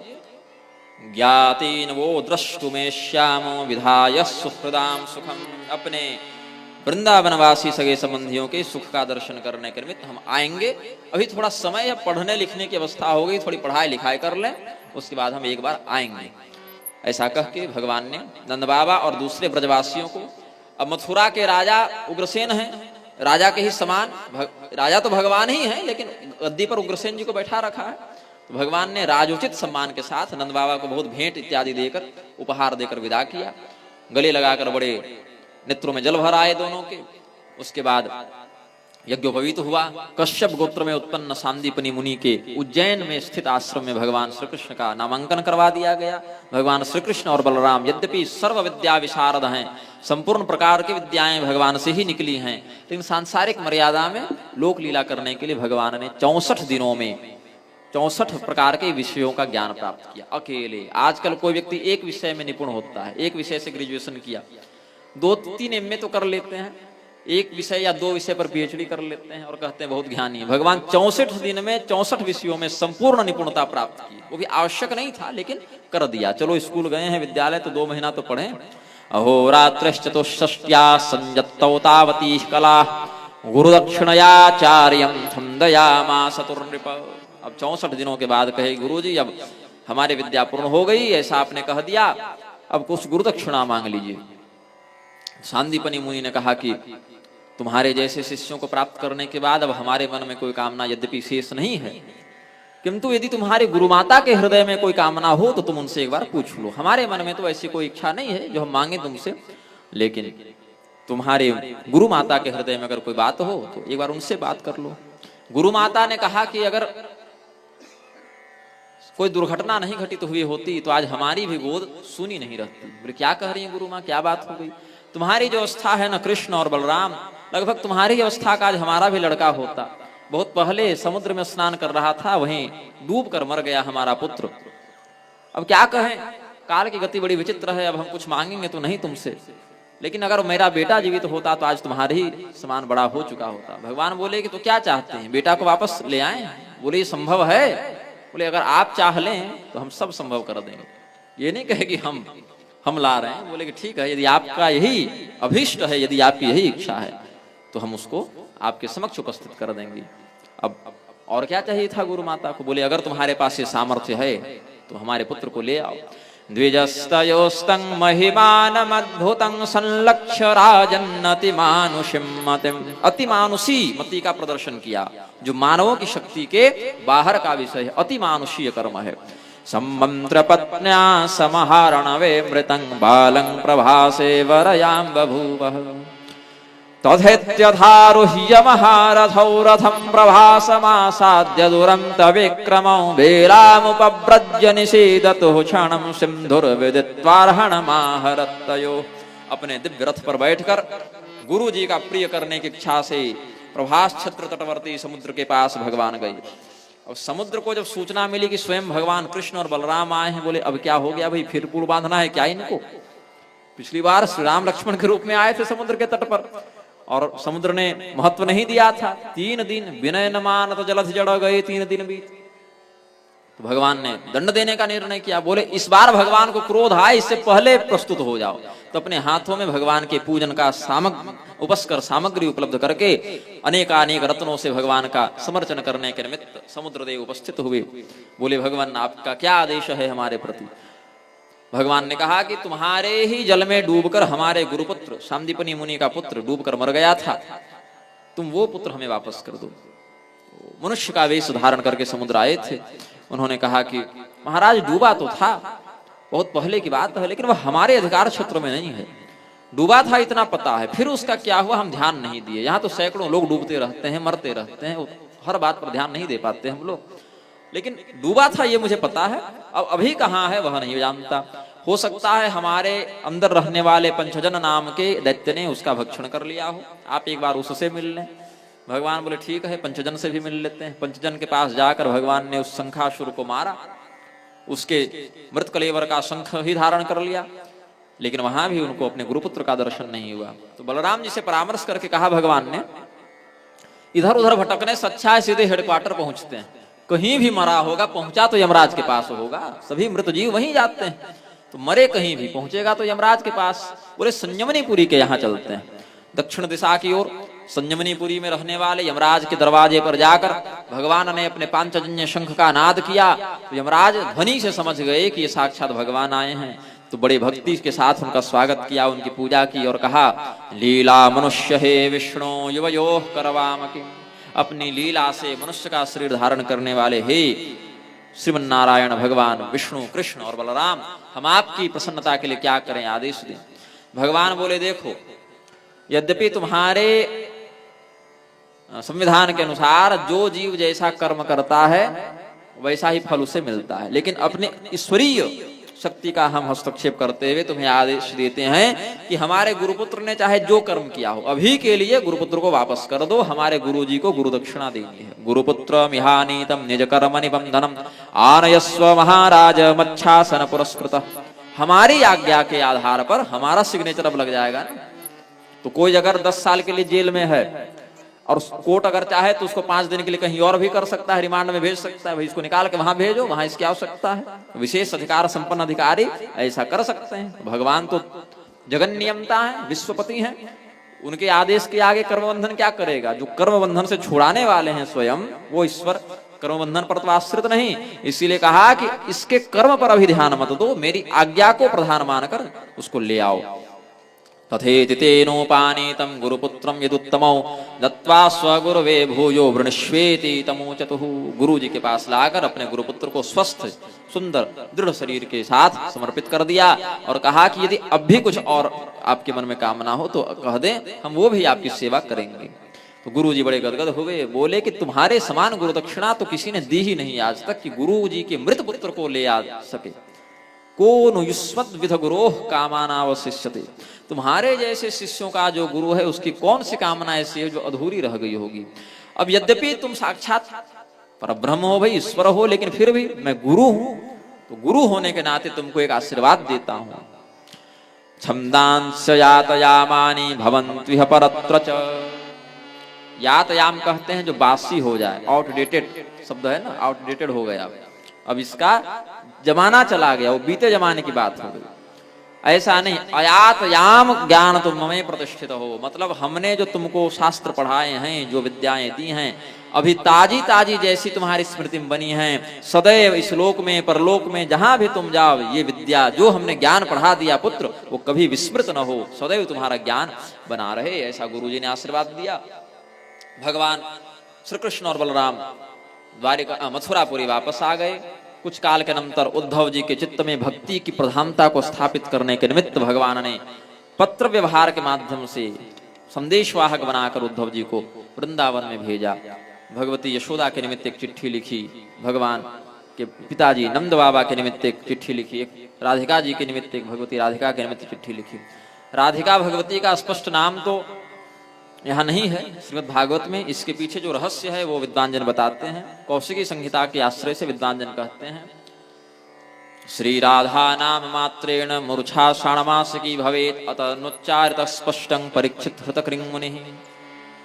भगवान सुखदेव जी साक्षात नंदनंदन स्वरूप हैं, नंदनंदन रूपोयम श्री सुको भगवान ऋषि, स्कंद पुराण के आधार पर कहते हैं। तो नंदनंदन श्री कृष्ण के ही स्वरूप होने से, उनसे अभिन्न होने से राधा, ऐसे एक बार अगर सुखदेव जी कह दें तो सुखदेव जी को 6 महीने की समाधि लग जाती थी, और परीक्षित जी की आयु कितनी बची थी, 7 दिन, और राधा जी का प्रसंग आते आते तो 3 ही दिन, और अगर गुरु जी 6 महीने के लिए समाधि में चल गए तो चेला तो बिगड़ गया, उसका क्या होगा फिर। तो परीक्षित के हित का विचार करते हुए राधा ऐसा स्पष्ट उच्चारण सुखदेव जी ने नहीं किया, गोपी ऐसा ही कह दिया सर्वत्र, गोपी गोप्यवाच गोप्यऊचु ऐसा कहते हुए राधा नाम स्पष्ट रूप से परीक्षित के हित का विचार करके सुखदेव जी ने श्रीमद् भागवत में नहीं कहा। अन्य जो भागवत हैं, सनातन धर्म में 5 भागवत प्रधानता से बताए गए हैं, श्रीमद् भागवत, श्रीमद् देवी भागवत, महाभागवत, अनुभागवत और मूल भागवत। तो मूल भागवत का एक और नाम है कालिका पुराण, अनुभागवत का एक और नाम है सनत कुमार पुराण या आदि उप पुराण, महाभागवत को देवी पुराण भी कहते हैं, श्रीमद् भागवत और देवी भागवत तो प्रसिद्ध हैं। तो श्रीमद् भागवत में राधा जी का स्पष्ट नाम सुखदेव जी वक्ता हैं, उन्होंने नहीं लिया, इसीलिए वेदव्यास जी ने भी नहीं लिखा, और देवी भागवत के वक्ता सुखदेव जी नहीं है, इसीलिए वहां कोई इस प्रकार की आपत्ति नहीं थी, और यजमान भी 7 दिन में मरने वाला नहीं था उनका, इसीलिए वहां काल का भी कोई बंधन नहीं था, इसीलिए वहां श्री राधा जी का नाम भी लिखा, पूरा चरित्र वर्णन किया विस्तार से। अब कहते हैं कि क्या श्रीमद् भागवत में राधा जी का नाम नहीं है तो यह मान लें कि राधा जी हैं ही नहीं? बोले नहीं, यथा प्रियंगु पत्रेषु गूढ़मारुण्यमिष्यते श्रीमद् भागवते शास्त्रे तथा भागवते शास्त्रे श्री राधा तत्वमिदृशम। क्या बताए? जैसे मेहंदी का पत्ता बाहर से हरे रंग का दिखता है, उसको पीस भी दें तो बाहर से हरे रंग का दिखता है, लेकिन जब आप मेहंदी को लगाएंगे, प्रयोग करेंगे, तो उसके बाद उसकी लालिमा स्वयं प्रकट होने लग जाती है। वैसे बाहर से देखने से तो मेहंदी के पत्ते में लालिमा नहीं दिखती, लेकिन प्रयोग जब करेगा व्यक्ति, व्यवहार में उसको लाएगा तो उसकी लालिमा प्रकाशित हो जाती है। इसी प्रकार से प्रत्यक्ष बाहर से देखने से तो राधा भगवती का दर्शन श्रीमद् भागवत में नहीं होता, वो लालिमा नहीं दिखती, लेकिन जब प्रयोग में संत जन उसको लाते हैं तो राधा तत्व की लालिमा उनको अनुभूत होने लगती है। और राधा तंत्र में, पद्मिनी तंत्र में तो जाकर यहाँ तक कह दिया, जिस ग्रंथ में राधा जी का नाम हो, राधा जी का चरित्र हो, वही ग्रंथ भागवत कहलाता है, भागवत की परिभाषा में कह दिया। तो प्रत्यक्ष रूप से देवी भागवत में और सूक्ष्म रूप से श्रीमद् भागवत में। जैसे मेहंदी का पत्ता जो है उसके अंदर लालिमा छिपी होती है सूक्ष्म रूप में, उस न्याय से श्रीमद् भागवत भी भागवत है, और जैसे दूध में जो सफेदी है वो प्रत्यक्ष बाहर भी है, वैसे देवी भागवत भी भागवत है। तो शाक्त परंपरा में और वैष्णव परंपरा में इन दोनों भागवतों की बात है। लेकिन वेदव्यास जी ने दोनों भागवतों को लिखने के बाद भी 2 अलग अलग नहीं गिने, जैसे दूध और उसकी सफेदी को अलग अलग नहीं गिनते, एक ही गिनते हैं। यजुर्वेद में भी कृष्ण यजुर्वेद और शुक्ल यजुर्वेद अलग अलग हैं, लेकिन यजुर्वेद एक ही गिनने में आते हैं। वैसे ही श्रीमद् भागवत और देवी भागवत अलग अलग दिखने पर भी प्रकृति पुरुष ऐक्य से भेद नहीं देखना चाहिए। श्रीमद् भागवत में राधा भगवती का नाम सूक्ष्म रूप से, देवी भागवत में प्रत्यक्ष रूप से लिखा, क्योंकि श्रीमद् भागवत के वक्ता सुखदेव जी हैं और सुखदेव जी 6 महीने की समाधि में चले जाते राधा नाम उच्चारण से, तो परीक्षित जी का अहित हो जाता, श्रीमद् भागवत खंडित हो जाता व्याख्यान, इसीलिए वहां स्पष्ट रूप से उन्होंने नाम नहीं लिया। उद्धव जी को अभी वो स्थान ज्ञान गुदड़ी के नाम से वृंदावन में है, जहां उद्धव जी को ज्ञान का जो अभिमान हो गया था और भक्ति भाव की अवहेलना करते थे, उससे भगवान ने निवृत्त करने के निमित्त गोपियों के माध्यम से, भगवती राधा के माध्यम से भक्ति का रहस्य, भक्ति का मर्म बताया, जिसको भ्रमर गीत इत्यादि भी कहते हैं। समयाभाव से हम भ्रमर गीत का व्याख्यान विस्तार से नहीं कर पाएंगे, इसलिए संकेत कर दिया उद्धव जी के चरित्र का। कालांतर में भगवान कुब्जा जी के घर भी जाते हैं, अक्रूर जी के घर भी जाते हैं। अक्रूर जी को हस्तिनापुर भेजकर कहते हैं कि पांडवों के पिता पांडु का निधन हो गया है, इसलिए महाराज धृतराष्ट्र को चाहिए कि अपने पुत्र दुर्योधन इत्यादि के साथ जैसा प्रेम पूर्वक व्यवहार करते हैं, युधिष्ठिर इत्यादि के साथ भी वैसा ही व्यवहार करें, कोई अन्याय न होने दें। उनके पिता जीवित नहीं पांडवों के, इसीलिए उनके साथ जो अन्याय हो रहा है उस पर महाराज धृतराष्ट्र रोक लगाएं। अक्रूर जी ये संदेश लेकर गए भी, धृतराष्ट्र को बता भी दिया, लेकिन धृतराष्ट्र ने कहा कि आपने जो बात कही वो बात हमें अच्छी लगी, हम समझ भी गए, लेकिन आकाश में जैसे बिजली चमके और तुरंत गायब हो जाए, उस प्रकाश से किसी का लाभ नहीं हो सकता। अगर आकाश में रात भर भी बिजली चमकती रहे तो उसके प्रकाश से आप कुछ कर नहीं सकते, भले उसमें बहुत प्रकाश समाहित है। ऐसे ही अक्रूर जी, आपके द्वारा बताए गए ज्ञान में बहुत तत्व विद्यमान है, लेकिन वो बिजली के समान है, आता है, चमकता है, चला जाता है, हम कुछ कर नहीं सकते। पुत्रानुराग विषमे विद्युत सौदामनी यथा, जैसे विद्युत बादल में चमकता है, बड़ा सुंदर लगता है 2 सेकंड के लिए, फिर गायब। वैसे ही हम दुर्योधन के साथ और युधिष्ठिर के साथ एक जैसा व्यवहार नहीं कर पाएंगे, हमसे होगा ही नहीं। अब भगवान स्वयं चाहे जिससे जो करवा लें। अस्तु, इन घटनाओं के कुछ समय के बाद कंस की दोनों पत्नियां अस्ति और प्राप्ति, अस्ति प्राप्तिश्च कंसस्य महिष्यो भरतर्षभ मृते भरतरे दुःखार्ते यतुस्म पितुर्गृहा। कंस के मरने पर अस्ति और प्राप्ति, ये दोनों मामियां जो थी भगवान की, अपने पिता जरासंध के पास जाकर शिकायत करती हैं कि आपके जामाता कंस का वध कृष्ण ने कर दिया, आप बैठे हुए हैं, हमारा सौभाग्य उजड़ गया, आपको कोई कष्ट नहीं होता। तो 21 अक्षौहिणी सेना का प्रबंध करके जरासंध ने मथुरा पर आक्रमण किया। एक अक्षौहिणी सेना में कितने सैनिक होते हैं? महाभारत के अनुसार अगर चले 21,870 हाथी, 21,870 रथ, 65,610 घोड़े, 1,09,350 पैदल सैनिक होते हैं एक अक्षौहिणी सेना में। अब इसको अगर समवेत कर दें तो लगभग 2.25 लाख के आसपास सैनिक एक अक्षौहिणी सेना में होते हैं। 21,870 हाथी, 21,870 रथ, 65,610 घोड़े। ये घोड़े रथ वाले घोड़े नहीं, ये घुड़सवार वाले घोड़े। रथ वाले जो घोड़े हैं वो तो अलग गिनेंगे, वो रथ में ही गिनाएंगे। और 1,09,350 ऐसी कुछ संख्या है पैदल सैनिकों की एक अक्षौहिणी सेना में होती है। ऐसी 21 अक्षौहिणी सेना को लेकर जरासंध ने मथुरा पर आक्रमण किया। लगभग जान लीजिए तो कितना हो जाएगा, 50 लाख सैनिक, लगभग सब मिला जुला के 50 लाख सैनिक अगर मथुरा को घेर ले चारों ओर से तो कैसा लगेगा, जैसे मनुष्यों का समुद्र ही उमड़ कर आ गया हो। आज पूरे भारत की सेना भी मिला दें तो हमको नहीं लग रहा उतनी हो पाएगी, रिजर्व फोर्स भी लगा दें तो नहीं होगी उतनी, 26-27 लाख तक जाते जाते समाप्त हो जाएगी। तो उतनी सेना तो केवल मगध सम्राट के पास थी उस समय। ये भारत का वैभव था, ये पराक्रम था। अभी जनसंख्या कोई बहुत बढ़ी हुई जनसंख्या नहीं है। 1,66,20,000 लोग 18 दिनों के अंदर महाभारत युद्ध में मर गए थे। और अपने मन से कोई कल्पना करके नहीं बता रहा, महाभारत में ही प्रतिस्मृति विद्या का प्रयोग करके युधिष्ठिर जी ने ही ये गणना बताई है। कोई हम अपने से सपना कर नहीं बता रहे, ये सब ग्रंथों में वर्णित हैं। लोग पढ़ना छोड़ दिए हैं, इसीलिए इन रहस्यों को नहीं जानते। अब तो भ्रम हो गया है कि महाभारत घर में रखोगे तो झगड़ा होगा। टीवी सीरियल देख रहे हैं, जमीन के चक्कर में मार पीट करके एक दूसरे को काट दे रहे हैं, वहां झगड़ा नहीं हो रहा है। महाभारत में धर्म अर्थ काम मोक्ष सब वर्णित हैं, वहां से झगड़ा हो जा रहा है। मूर्खता है लोगों की। अब भगवान ने जब देखा कि जरासंध के नेतृत्व में इतनी विशाल सेना मथुरा को विध्वस्त करने के लिए आ रही है, एकलव्य जो था उसका नाम था शत्रुघ्न, असली नाम उसका था शत्रुघ्न। वह यदुवंशी क्षत्रिय था, भगवान का चचेरा भाई लगता था रिश्ते में, लेकिन बड़ा दुष्ट था, तो उनको घर से निकाल दिया गया था। ये जाकर फिर जंगल में भीलों के पास रहा और द्रोणाचार्य से परोक्ष रूप से, अप्रत्यक्ष रूप से धनुर्विद्या का ज्ञान ग्रहण किया और जरासंध का सेनापति बन गया था। बाद में बलराम जी के साथ युद्ध करते हुए ये सब दिवंगत हुए हैं। एकलव्य को द्रोणाचार्य जी ने क्यों नहीं सिखाया? एकलव्य था शत्रु पक्षीय और द्रोणाचार्य सरकारी कर्मचारी थे ना, सरकारी नौकरी लगी थी उनकी ना। द्रोणाचार्य राजगुरु थे कुरुवंशियों के, उनको हस्तिनापुर के गद्दी में नियुक्ति मिली थी। आप हमारे पुत्रों को बताएं तो भारत सरकार जिसको हथियार ट्रेनिंग देने के लिए रखेगी वो पाकिस्तान की सेना को थोड़ी जाकर ट्रेनिंग देगा। तो उनकी व्यवस्था थी कि वो नहीं दे सकते थे दूसरे को ज्ञान, क्योंकि वो किसी और राज दरबार में नियुक्त कर दिए गए हैं वहां के लिए। लेकिन एकलव्य में थी वैसी गुरु भक्ति, तो उन्होंने प्राप्त कर लिया।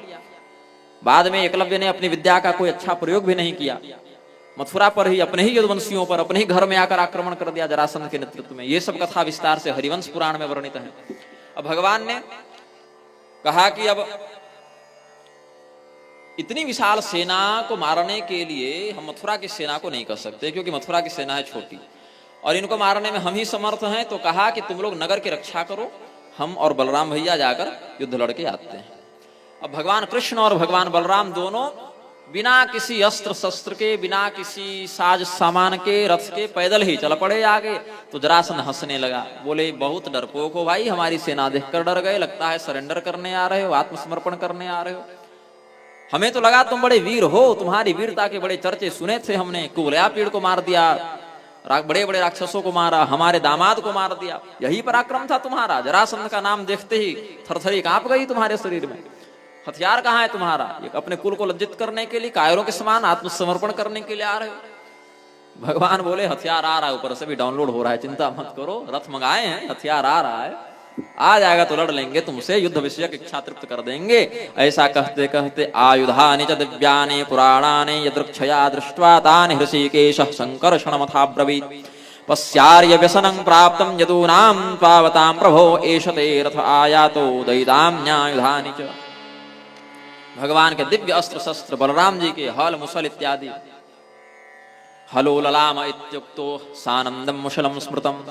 भगवान बलराम के हल का नाम है ललाम और सानंद या कहीं कहीं सौनंद नाम है मुसल का। विष्णु धर्मोत्तर पुराण इत्यादि में वर्णन है। भगवान के भी शंख चक्र गदा पद्म है। शंख जो है पांचजन्य, चक्र सुदर्शन, गदा कौमुदकी और पद्म का नाम अंतर्बोध या अस्त्रालोक्य, ऐसे 2-3 नाम मिलते हैं। तो भगवान का रथ उतरा, भगवान के दिव्य अस्त्र शस्त्र उतरे, बलराम जी का भी रथ अस्त्र शस्त्र उतरे, उन पर आरूढ़ होकर समस्त दुष्टों की सेना का भगवान ने संहार कर दिया। जरासंध के ऊपर जब बलराम जी घातक प्रहार करने ही वाले थे, जरासंध के प्राणों की रक्षा भगवान श्री कृष्ण ने की। कहा अभी इसको मत मारिए भैया।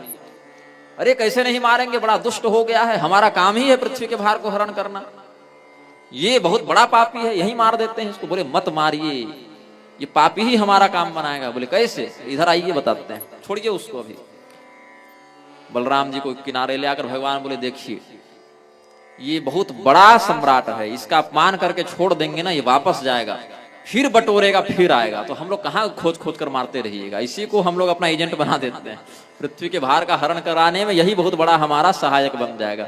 इसका अपमान करके छोड़ दीजिए। और वीर का अपमान हो जाए ना तो उसके हृदय में शांति नहीं रहती। ये अपने अपमान का प्रतिशोध लेने के लिए बार बार अपने दुष्ट असुरों की सेना लेकर आएगा और हमारे दरवाजे तक खुद लेकर आएगा, अपना खिलाते पिलाते पूरे काफिला का रसद पानी वहन करते लेकर आएगा। हमें बस यहीं बैठे बैठे मार देना है।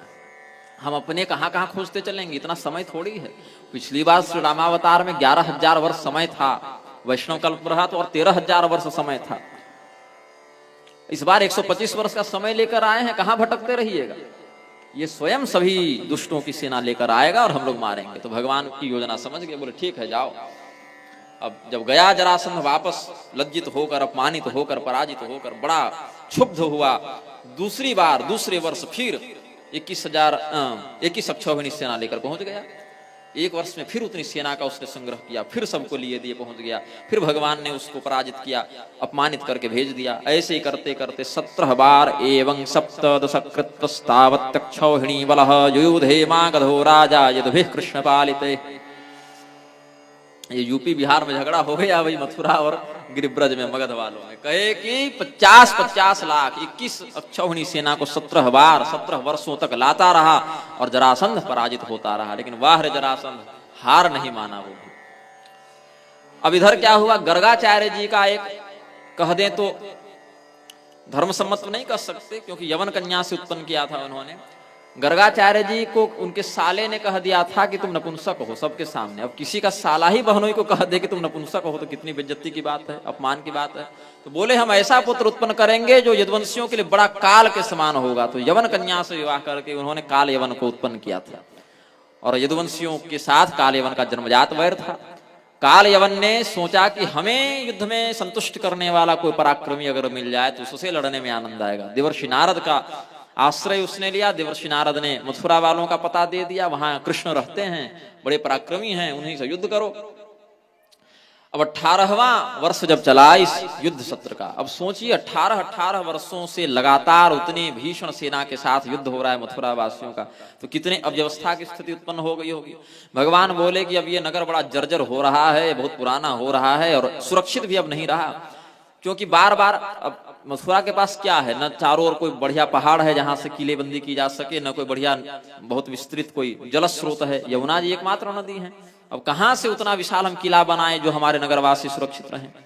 इसीलिए भगवान ने विचार किया कि हमें किसी सुरक्षित स्थान पर एक नए नगर का निर्माण करना पड़ेगा। तो विश्वकर्मा को आदेश देकर भगवान ने पहले जिसका नाम ककुस्थली था उसी का पुनर्निर्माण करा के द्वारिका के नाम से समुद्र के मध्य उसको स्थापित कर दिया। अब इधर कालयवन जो आया, इसकी सेना तो और भी बहुत बड़ी, 3 करोड़ मृक्षों की सेना लेकर आ गया, अपना पूरा देश ही उठाकर ये पहुंच गया, सबको ले आया, बोले सब युद्ध लड़ेंगे। अब 3 करोड़ मृक्ष आ गए यवन सेना के माध्यम से, और इसका तो प्रीमियम भरना ही था, हर साल 50 लाख का इसको पहुंच जाना था कि भैया हमको तो 21 अक्षौहिणी लेके आ जाना है। ये भी आ रहा था जरासंध, तो कालयवन पहले पहुंचा, जरासंध 1-2 दिन के बाद आने वाला था, उसकी सेना मार्ग में ही थी। तो भगवान ने सोचा कि मागधोप्यद्यवास्योवा परस्वोवा गमिष्यति, आज कल परसों में जरासंध भी आ ही जाएगा, उसकी सेना वहां से चल चुकी है, ऐसी सूचना मिल गई। कालयवन पहले ही आ गया है, अब कहां कहां लड़ते रहें, इनके लिए कुछ वैकल्पिक प्रबंध करते हैं। तो भगवान बाहर तो निकले इस बार। कालयवन ने भगवान को देखा भी, लेकिन भगवान भागने लग गए। पहले ही द्वारिका बसाकर अपने आश्रितों को, प्रजाजनों को स्थानांतरित करवा चुके थे। अब कृष्ण और बलराम यही दोनों बच गए थे, 2-4 उनके और भी सगे संबंधी रह गए थे, लेकिन मुख्य प्रजा, जो प्रधान प्रजा है, उसको भगवान द्वारिका पहुंचा चुके थे। भगवान ने मथुरा का मुख्य द्वार खुलवाया, आगे निकले तो ऐसा लगा जैसे पूर्व दिशा से चंद्रमा का उदय हुआ है। उनके लक्षणों को देखकर वासुदेव यजमिते पुमान श्री वत्सलाम छनः चतुर्भुजो रविंदाक्षो वनमाल्यति सुंदरः। भगवान ने चतुर्भुज स्वरूप धारण किया था। यहाँ पर भगवान का पुनः चतुर्भुज रूप परिलक्षित हुआ। हमने कहा ना, भगवान श्री कृष्ण ने बीच बीच में चतुर्भुज रूप धारण किए हैं। शंख चक्र गदा पद्मादि से युक्त जो भगवान का चतुर्भुज रूप है, वैष्णव स्वरूप का प्रदर्शन करते हुए भगवान कालयवन के सामने आए। तो लक्षणैर्नारद प्रोक्तैर्नान्यो भवितुमर्हति निदायुधश्चलन पद्भ्याम योत्स्येनेन निदायुधः। जब कालयवन को भगवान ने देखा तो अपने शंख चक्र गदा पद्मादि को छिपा लिया, बस 4 भुजा धारण किए रहे। भाई 4 भुजानाथ के रूप से कहीं पूजित होते हैं, अन्य स्थानों पर भी भगवान 4 भुजानाथ कहते हैं ना। शंख चक्र गदा पद्म को भगवान ने छिपा लिया। अब कालयवन ने देखा कि देवर्षि नारद ने जो बताया था वैसा ही ये दिखता है, मथुरा से ही निकला है, लेकिन निहत्था है, तो हम भी इसके साथ निहत्था ही युद्ध करेंगे, हम भी शस्त्र का प्रयोग नहीं करेंगे, कुश्ती लड़के इसको मारेंगे। तो भगवान ने एक ग्रंथ का उपदेश किया है, मल्ल पुराण।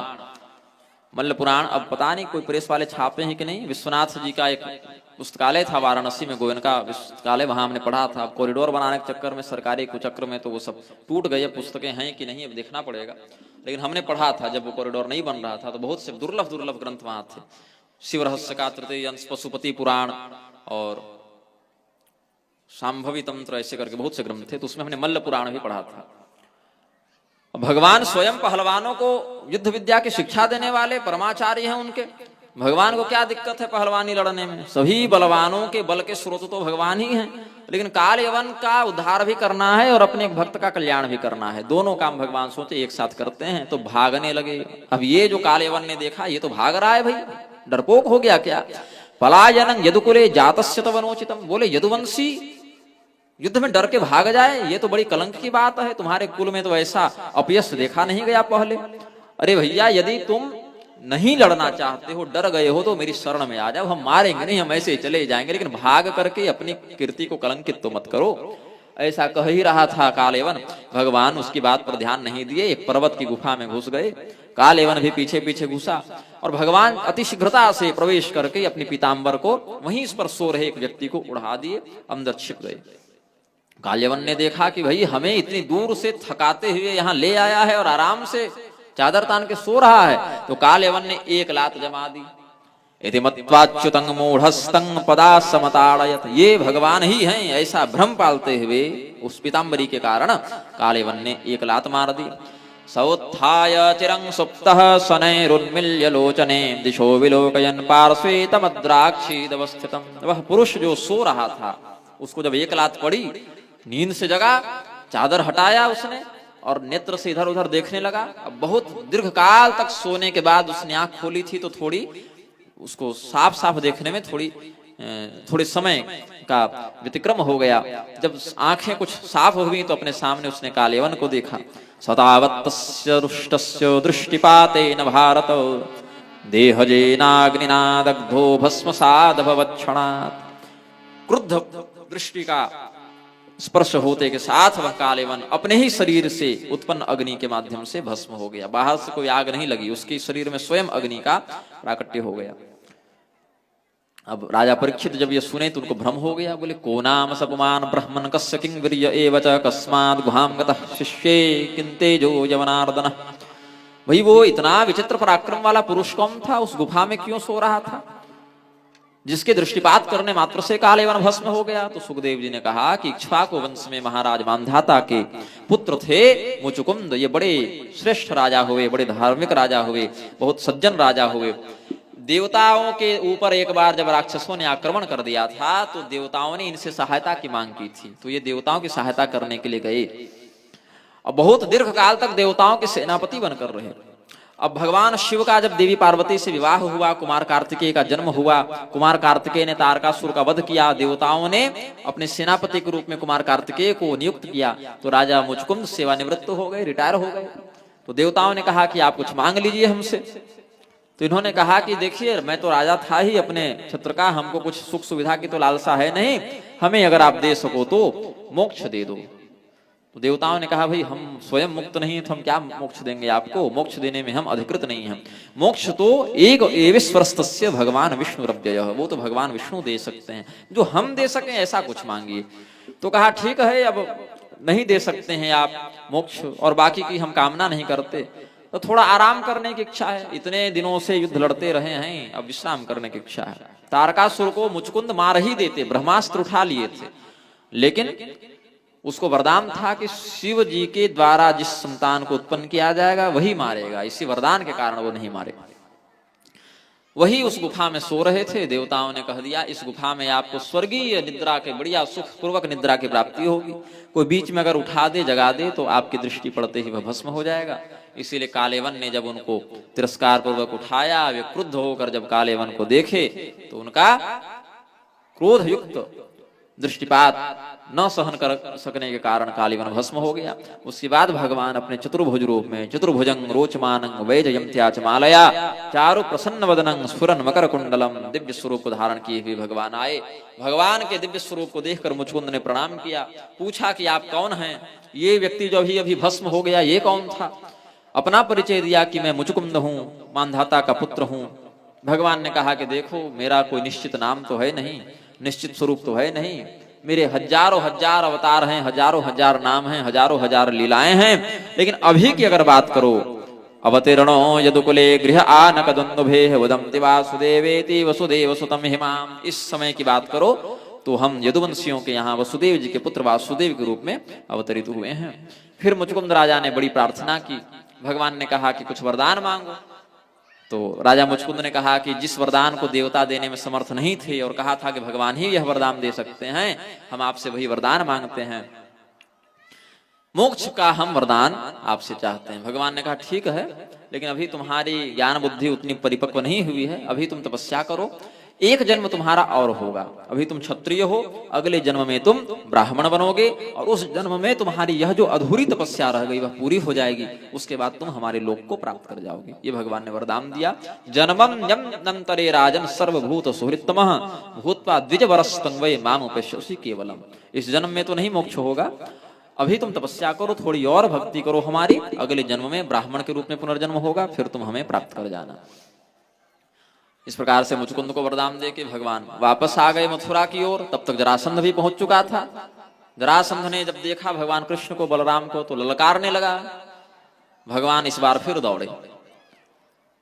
अब कालेवन की सेना का भगवान संहार कर चुके थे। तब तक जरासंध से उनकी भिड़ंत हो गई। जरासंध के साथ भी भगवान ने इस बार युद्ध नहीं किया।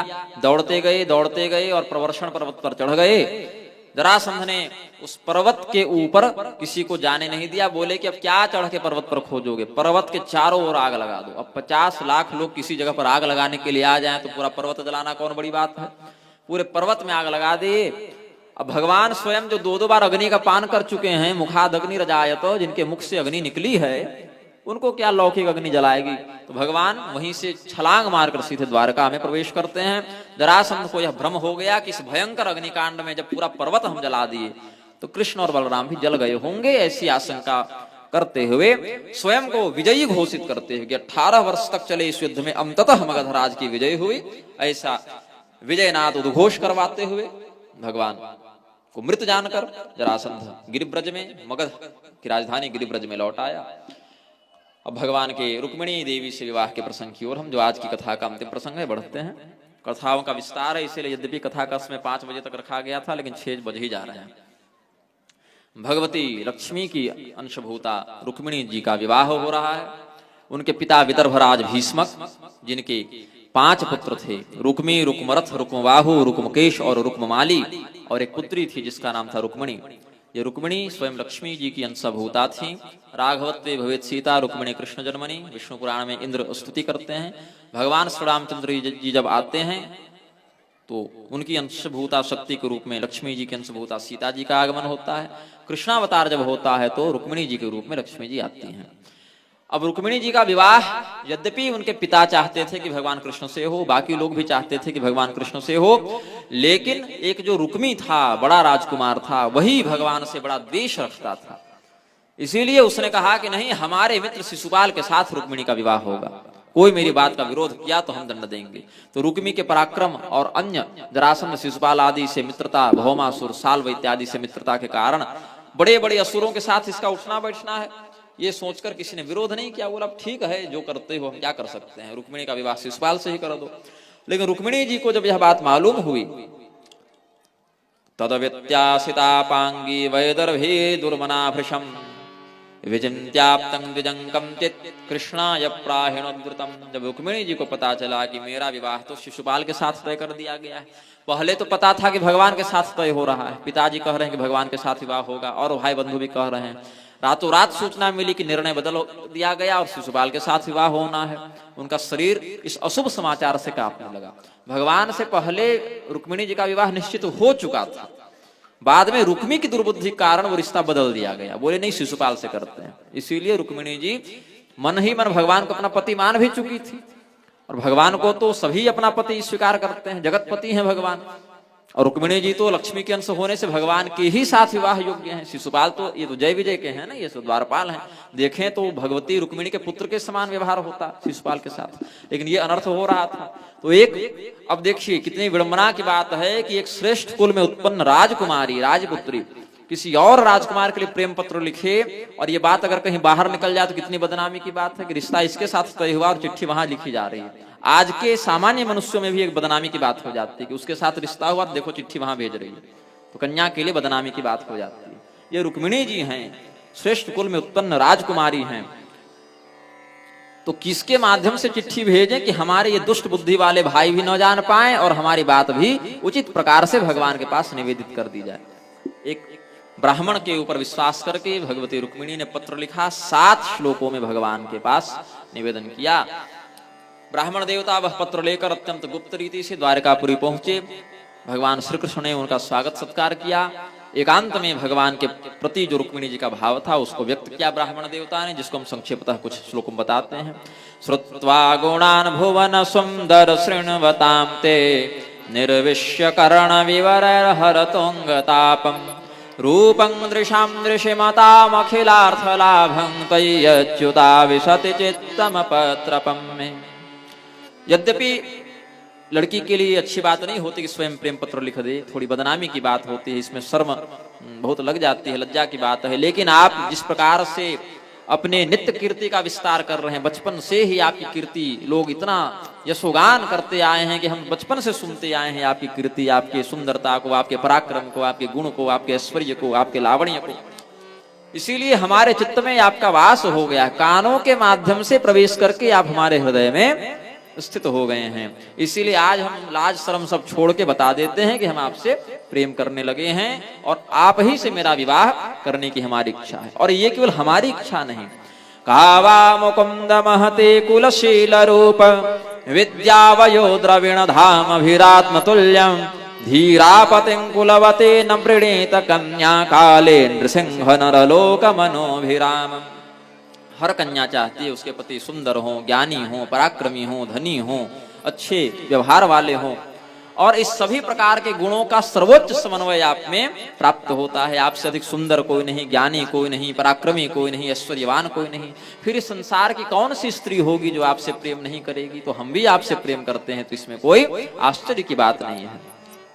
तन्मे भवान खलु वृतः पतिरंगजाया मात्मार्पितश्च भवतोऽत्र विभो विधेहि मा वीरभागमभिमर्शतु चैद्य आरात् गोमायुवन् मृगपतिर्बलिमम्बुजाक्ष।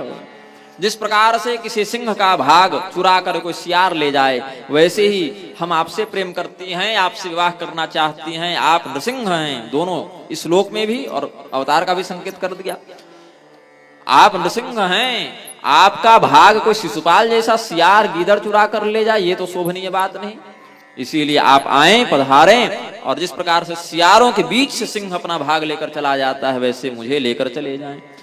पुष्टेर्तदष्टनि। अब यदि ये कहें कि मैं तो ईश्वर हूं, तुम्हारे कहने से कैसे आ जाएं, तो केवल पति भाव से नहीं, ईश्वर भाव से भी हम आपसे यही निवेदन करते हैं। हमको भक्त मान लीजिए ना, और भक्त जो पूजा पाठ करता है भगवान उसके प्रति फल प्रदान करते हैं। तो हमने जो भी इष्ट पूर्त किया होगा, व्रत दान तपस्या इत्यादि किया होगा, गुरुजनों की, माता पिता पुरोहित ब्राह्मणों की सेवा की होगी, उससे कुछ तो पुण्य बना होगा। तो पुण्य के बदले ही हमको वह फल प्रदान कर दीजिए कि हम आपकी पत्नी बन सकें। पूर्तिष्ठदत्त नियम व्रत देव विप्र गुरुवरचनादिभिरलं भगवान परेश आराधितो यदि गदाग्रज एत्थ पाणिं कृष्ण तुमेन दमघोषतु दादयोन्यि। दमघोष के पुत्र शिशुपाल इत्यादि हमारा पाणि ग्रहण न कर पाए, भगवान ही हमारा पाणि ग्रहण करें, उनके अतिरिक्त कोई और पुरुष हमारा पाणि ग्रहण न कर सके। अब यदि आप यह प्रश्न करते हैं, देखिए एक एक क्रम से भगवती रुक्मिणी बात बढ़ा रही हैं। 7 श्लोक मैंने कहा संकेत कर देता हूं, लेकिन अब सब तो बोल ही दिए तो सुन ही लीजिए। 7 श्लोक का भाव, अब इतना विस्तार से आजकल समयाभाव से व्यासगण नहीं कह पाते, एक एक श्लोक का भाव बता रहा हूं। पहले श्लोक में कहा, मैं आपसे प्रेम करती हूं क्योंकि आपके गुणों को सुनकर हमारे हृदय में आप बैठ गए हैं। फिर यदि आप कहें कि कैसे प्रेम कर रही हो भाई, बिना देखे सुने जाने, ऐसे केवल सुनने मात्र से प्रेम कर ली, तो बोले आप इतने अच्छे हैं कि कोई भी स्त्री आपसे प्रेम कर बैठेगी, हम भी प्रेम कर बैठे तो कोई दिक्कत की बात नहीं। फिर कहा, लेकिन तुम्हारा रिश्ता तो तय हो चुका है, सुने हैं शिशुपाल से तुम्हारे रिश्ते की बात चल रही है, वो तय हो चुका है। बोले हो चुका है, विवाह थोड़ी हो, अरे वो सियार है, आप सिंह हैं। जैसे सियार सिंह का भाग ले जाए तो निंदा की बात होती है, वैसे ही आपके भाग में हमारा नाम लिखा जाना चाहिए, आपके भाग का हरण करके सियार न ले जाए। फिर भगवान बोले कि ऐसे नहीं मिलते हैं हम, ऐसे तो कोई भी स्त्री प्रेम करेगी और कह देगी कि हमारे पति आप बन जाइए, तो हम कितना विवाह करेंगे, किसके किसके पास जाएंगे। यदि आप ऐसा कहें तो हमारे पुण्य कर्मों पर ध्यान देते हुए आप वरदान स्वरूप यह प्रदान कर दें कि तुमने जो व्रत दान तपस्या इत्यादि की, उसके पुण्य के बदले हम तुमको पति रूप में प्राप्त हो जाए। और अगर कहें कि देखो अब तुम्हारे संरक्षण के लिए तुम्हारे घर में जाकर वहां से तुमको अपहरण करके लाना, ये तो बड़ी विचित्र बात हो जाएगी, कुछ योजना बनानी पड़ेगी। तो मैंने योजना भी बना रखी है, उसके लिए भी आपको समय नहीं देना है। शोभाविनित्वमजितोद्वहने विदर्भान् गुप्तः समेत्य पृतनापतिभिः परितः निर्मथ्य चैत्यमगधेन्द्रबलं प्रसह्य मां राक्षसेन विधिनोद्वह वीर्यशुल्काम्। क्षत्रिय कन्याओं में वीर्य शुल्क विधि भी होती है। क्षत्रियों में स्वयंवर का भी विधान होता है कि कन्या अपनी इच्छा से पति का वरण कर सकती है। ये क्षत्रियों की परिपाटी रही है। तो उसमें 3 प्रकार के स्वयंवर होते हैं, वीर्य शुल्क स्वयंवर, इच्छा शुल्क स्वयंवर और इच्छा स्वयंवर, इच्छा शुल्क स्वयंवर और वीर्य स्वयंवर, 3 होते हैं। इच्छा स्वयंवर में कन्या अपनी इच्छा से पति का वरण कर लेती है।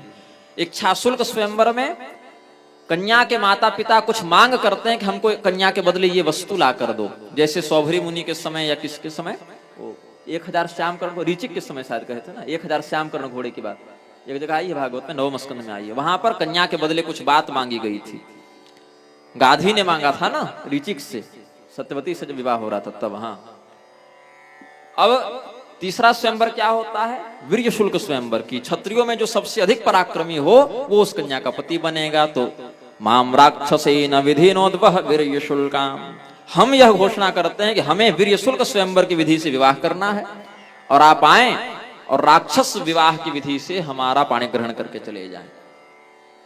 राक्षस विवाह की विधि में क्या होता है, कन्या की इच्छा रहती है विवाह करने की, और कन्या का अपहरण करता हुआ वर, क्षत्रियों में यह देखा गया है पूर्व काल में कि उसके विरोधी जनों का संहार करते हैं पराक्रम से, उस कन्या को जीत कर, कन्या की सम्मति से। ऐसा नहीं कि कन्या को पसंद नहीं है, कन्या की सहमति से जो उस विवाह के विरोधी हो उनको पराजित करके क्षत्रिय सम्राट उस कन्या को ले आते थे। इस प्रकार से आप राक्षस विवाह की विधि से वीर्य शुल्क स्वयंवर के नियम से हमारा विवाह कर लें।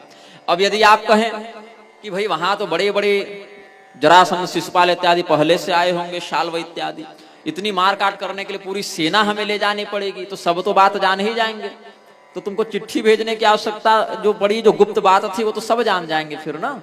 उतनी बड़ी सेना के साथ लड़ना है तो हमें भी तो सेना लेकर जाना पड़ेगा। तो इसके लिए भी हम उपाय बताते हैं।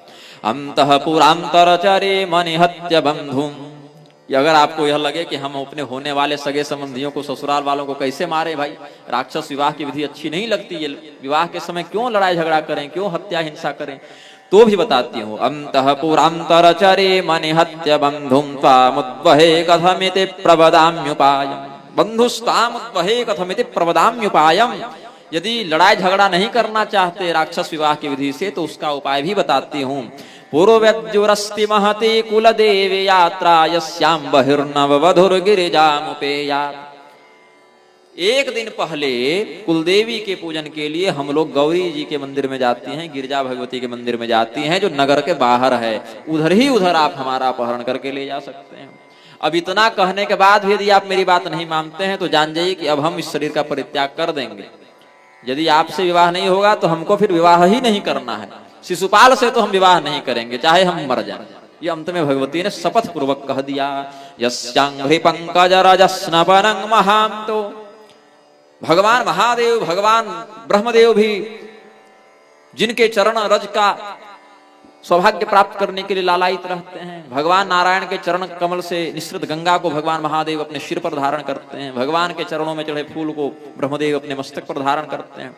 यदि वह प्रसाद हमें नहीं मिला प्रभु तो चाहे सैकड़ों जन्म लग जाए, हम इस शरीर का परित्याग करते रहेंगे। और ऐसे नहीं कि कोई जहर पी लिए, व्रत के द्वारा शरीर का विधि पूर्वक परित्याग करेंगे। व्रत की विधि से शरीर को तपस्या के माध्यम से नष्ट कर देंगे, लेकिन आपके अतिरिक्त किसी और से विवाह नहीं करेंगे। यस्यांघ्रि पंकजरजस्नपनं महांतो वाञ्छन्त्युमापतिरिवात्मतमोपहत्यै यर्ह्यम्बुजाक्षन लभेय भवत्प्रसादं जह्याम सुनव्रत कृशांक्षत जन्मभिस्यात्। चाहे सैकड़ों जन्म बीत जाए। भगवान ने जब यह संदेश सुना बहुत गदगद हुए, प्रेम से प्रभावित हुए, बोले ठीक है, कब विवाह है?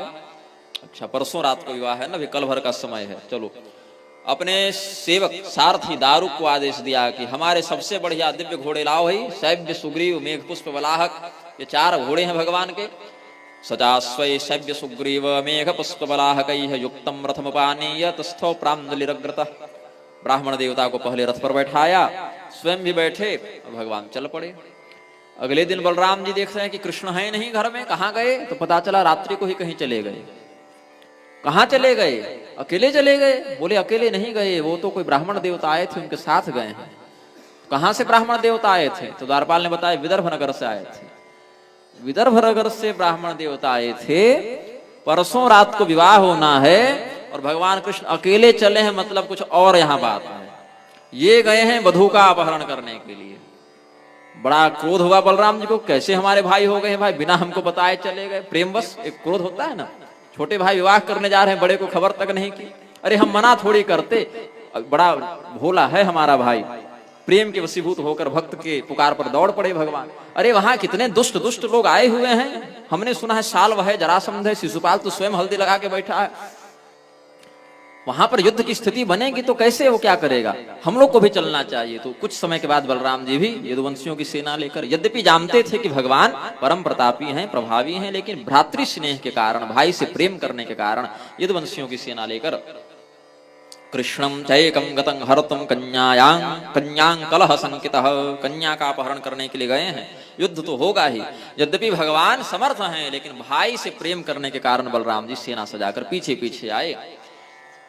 अब इधर रुक्मिणी जी की हृदय गति बढ़ रही है, धड़कन बढ़ रही है। जैसे जैसे समय बीत रहा है, इनको समझ में नहीं आ रहा है कि कहीं भगवान तक संदेश पहुंचा कि नहीं पहुंचा, कहीं ब्राह्मण देवता को बीच में ही तो हमारे शत्रुओं ने पकड़ नहीं लिया, कहीं भगवान हमारे किसी बात पर रुष्ट तो नहीं हो गए कि छोड़ो अब हम जाएंगे ही नहीं, इसको बात करने की तमीज नहीं, कहीं हमने कुछ अपशब्द तो नहीं लिख दिया, कुछ ऊपर नीचे तो नहीं हो गई बात बताने में, या कहीं हमें ही अपने योग्य नहीं समझे होंगे भगवान, इसीलिए हमें अयोग्य समझ कर नहीं आते।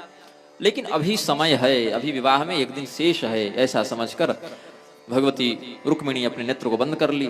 कुछ समय के बाद ही उनके बाएं अंग में फड़कने का शुभ शकुन हुआ, बाएं हाथ, बाएं नेत्र, बाएं जंघा इत्यादि फड़कने लगी। तो उन्होंने शुभ शकुन है ऐसा जानकर धैर्य धारण किया।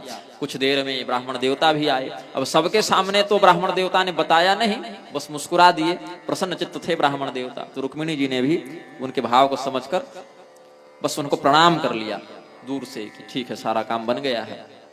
राजा भीष्मक ने सुना कि भगवान कृष्ण आए हैं। क्यों आए हैं भाई? सबके कान खड़े हो गए, शिशुपाल, रुक्मी, जरासंध, शाल्व, सबों के कान खड़े हो गए। जरासंध ने सोचा अच्छा ये लोग मरे नहीं, ये लोग द्वारिका जाकर बस गए हैं। पर्वत पर आग तो हमने लगाई, लेकिन जिस उद्देश्य से लगाई वह संपूर्ण फल में प्राप्त नहीं हुआ। जो दो मरने वाले थे वही नहीं मरे, पूरा पहाड़ जल गया। हमारे प्रिय मित्र शिशुपाल के विवाह में ये कृष्ण क्या कर रहा है, ऐसा असुरों ने चिंतन किया, दुष्टों ने चिंतन किया। भीष्मक जी ने कहा कि भगवान स्वयं आए हैं, अच्छा आए हैं तो स्वागत करना चाहिए, अतिथि हैं। तो पूछा गया भगवान के आने का उद्देश्य क्या है, तो कहा कि उत्सुकतावश पधारे हैं, कन्या का विवाह देखने के लिए पधारे हैं।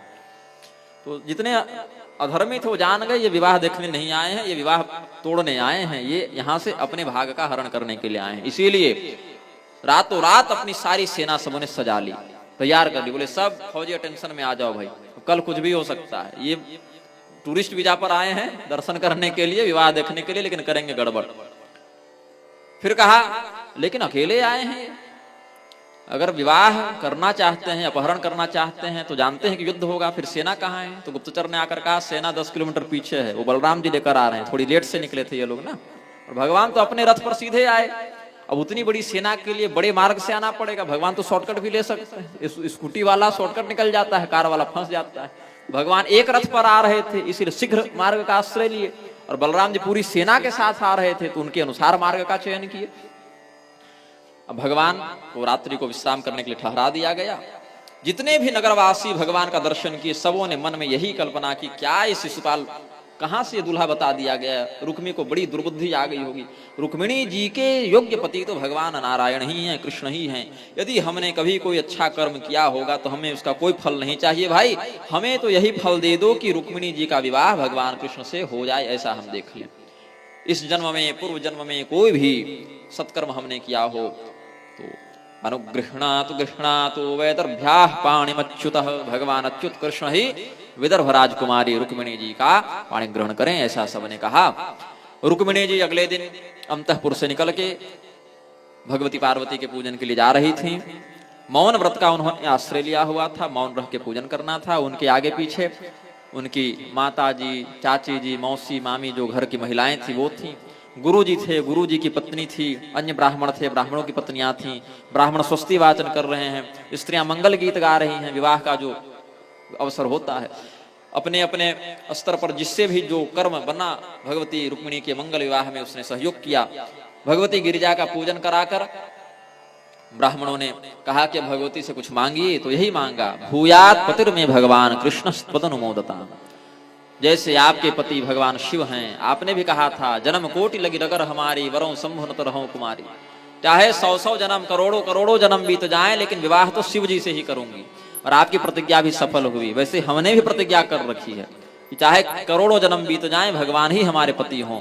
इसीलिए हमारी प्रतिज्ञा को आप सफल करें, हमारे पति के रूप में कृष्ण भगवान प्राप्त हों। ऐसा वरदान मांग के भगवती रुक्मिणी जी बाहर निकले। बाहर उनकी सुंदरता को देखकर थोड़ा घूंघट हटाया उन्होंने। अब इधर देखना है सामने, तो भगवती रुक्मिणी जी की सुंदरता को देखकर सभी लोग जैसे मूर्ति के समान खड़े रह गए, स्तंभित रह गए।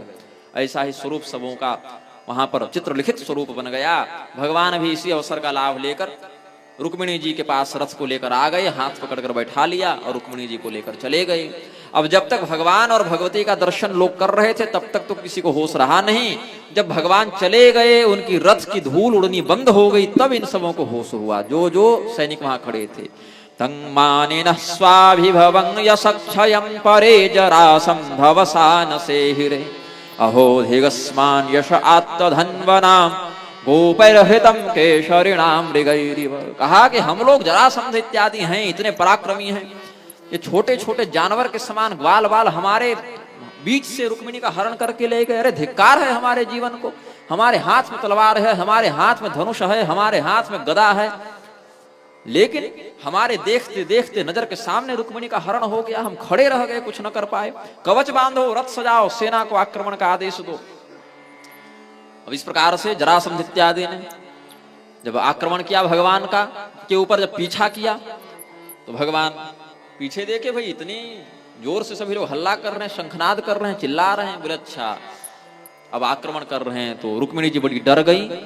अब तो युद्ध की स्थिति बन जाएगी, पता नहीं भगवान अकेले हैं, वो लोग कितने बड़े विशाल सेना के साथ आए हैं। तब तक बलराम जी भी अपनी सेना को लेकर पहुंच गए। और भगवान ने जब देखा कि एक ओर से जरासंध के नेतृत्व में दुष्टों की सेना और बलराम जी के नेतृत्व में अपने घर की यदुवंशियों की सेना आ रही है, तो भगवान ने मुस्कुराते हुए कहा, प्रहस्य भगवानाह मास्म भैर्वामलोचने विरंक्षप्त्यधुनय वै तत्तावक हि शात्रवं बलम्। तुम्हारी सेना भी आ गई है द्वारिका वाली, तुम चिंता मत करो, तुम्हारे शत्रुओं को ये निपटा देंगी। और सभी राजाओं का मान मर्दन पराक्रम मर्दन उस दिन यदुवंशियों की सेना ने कर दिया, तहस नहस कर दिया। अब शिशुपाल हो रहा था मरणासन्न, उसको पानी चढ़ाने की नौबत आ गई। बेचारा अपना मौर सब पहन के बैठा हुआ था मंडप में। शिशुपाल क्या है, जिस प्रकार से किसी व्यक्ति का संपूर्ण सर्वस्व हरण हो जाए, उस स्थिति में नष्टतिशं गतोत्साहं सुश्चत वदनम अब्रुवन्, मुंह सूख रहा था उसका। अब उसके पास जाकर जरासंध ने उसको सांत्वना दी कि शिशुपाल जी, आप बड़े महान पुरुष हैं, आप तो बड़े श्रेष्ठ पुरुष हैं, सुख और दुख जीवन में लगा रहता है, कभी हमारा भी समय आएगा, चिंता मत कीजिए। अरे 17 बार हम हारे हैं, आप तो एक बार हार कर इतने परेशान हो गए। 17 बार हम हारे हैं, अभी तक हम धैर्य नहीं छोड़े। हमने अंततः 18वीं बार आक्रमण किया और 18वीं बार में इन यदुवंशियों को हमने हराया। आप एक बार में क्यों धैर्य खो रहे हैं? हर्ष शोक से दूर हो जाइए, कभी न कभी तो हमारा भी समय आएगा, तब हम इन यदुवंशियों को अपने अपमान का बदला लेकर दंडित करेंगे। लोगों ने भी समझाया कि देखो, अपने मुंह से कहा 17 बार हारा है, इसके जैसा बेशरम जिंदा है, तुम क्यों मरना चाहते हो भाई? तुम तो एक बार हारे हो। आपका ही बताया भाव है, मैं कहता रहता हूं।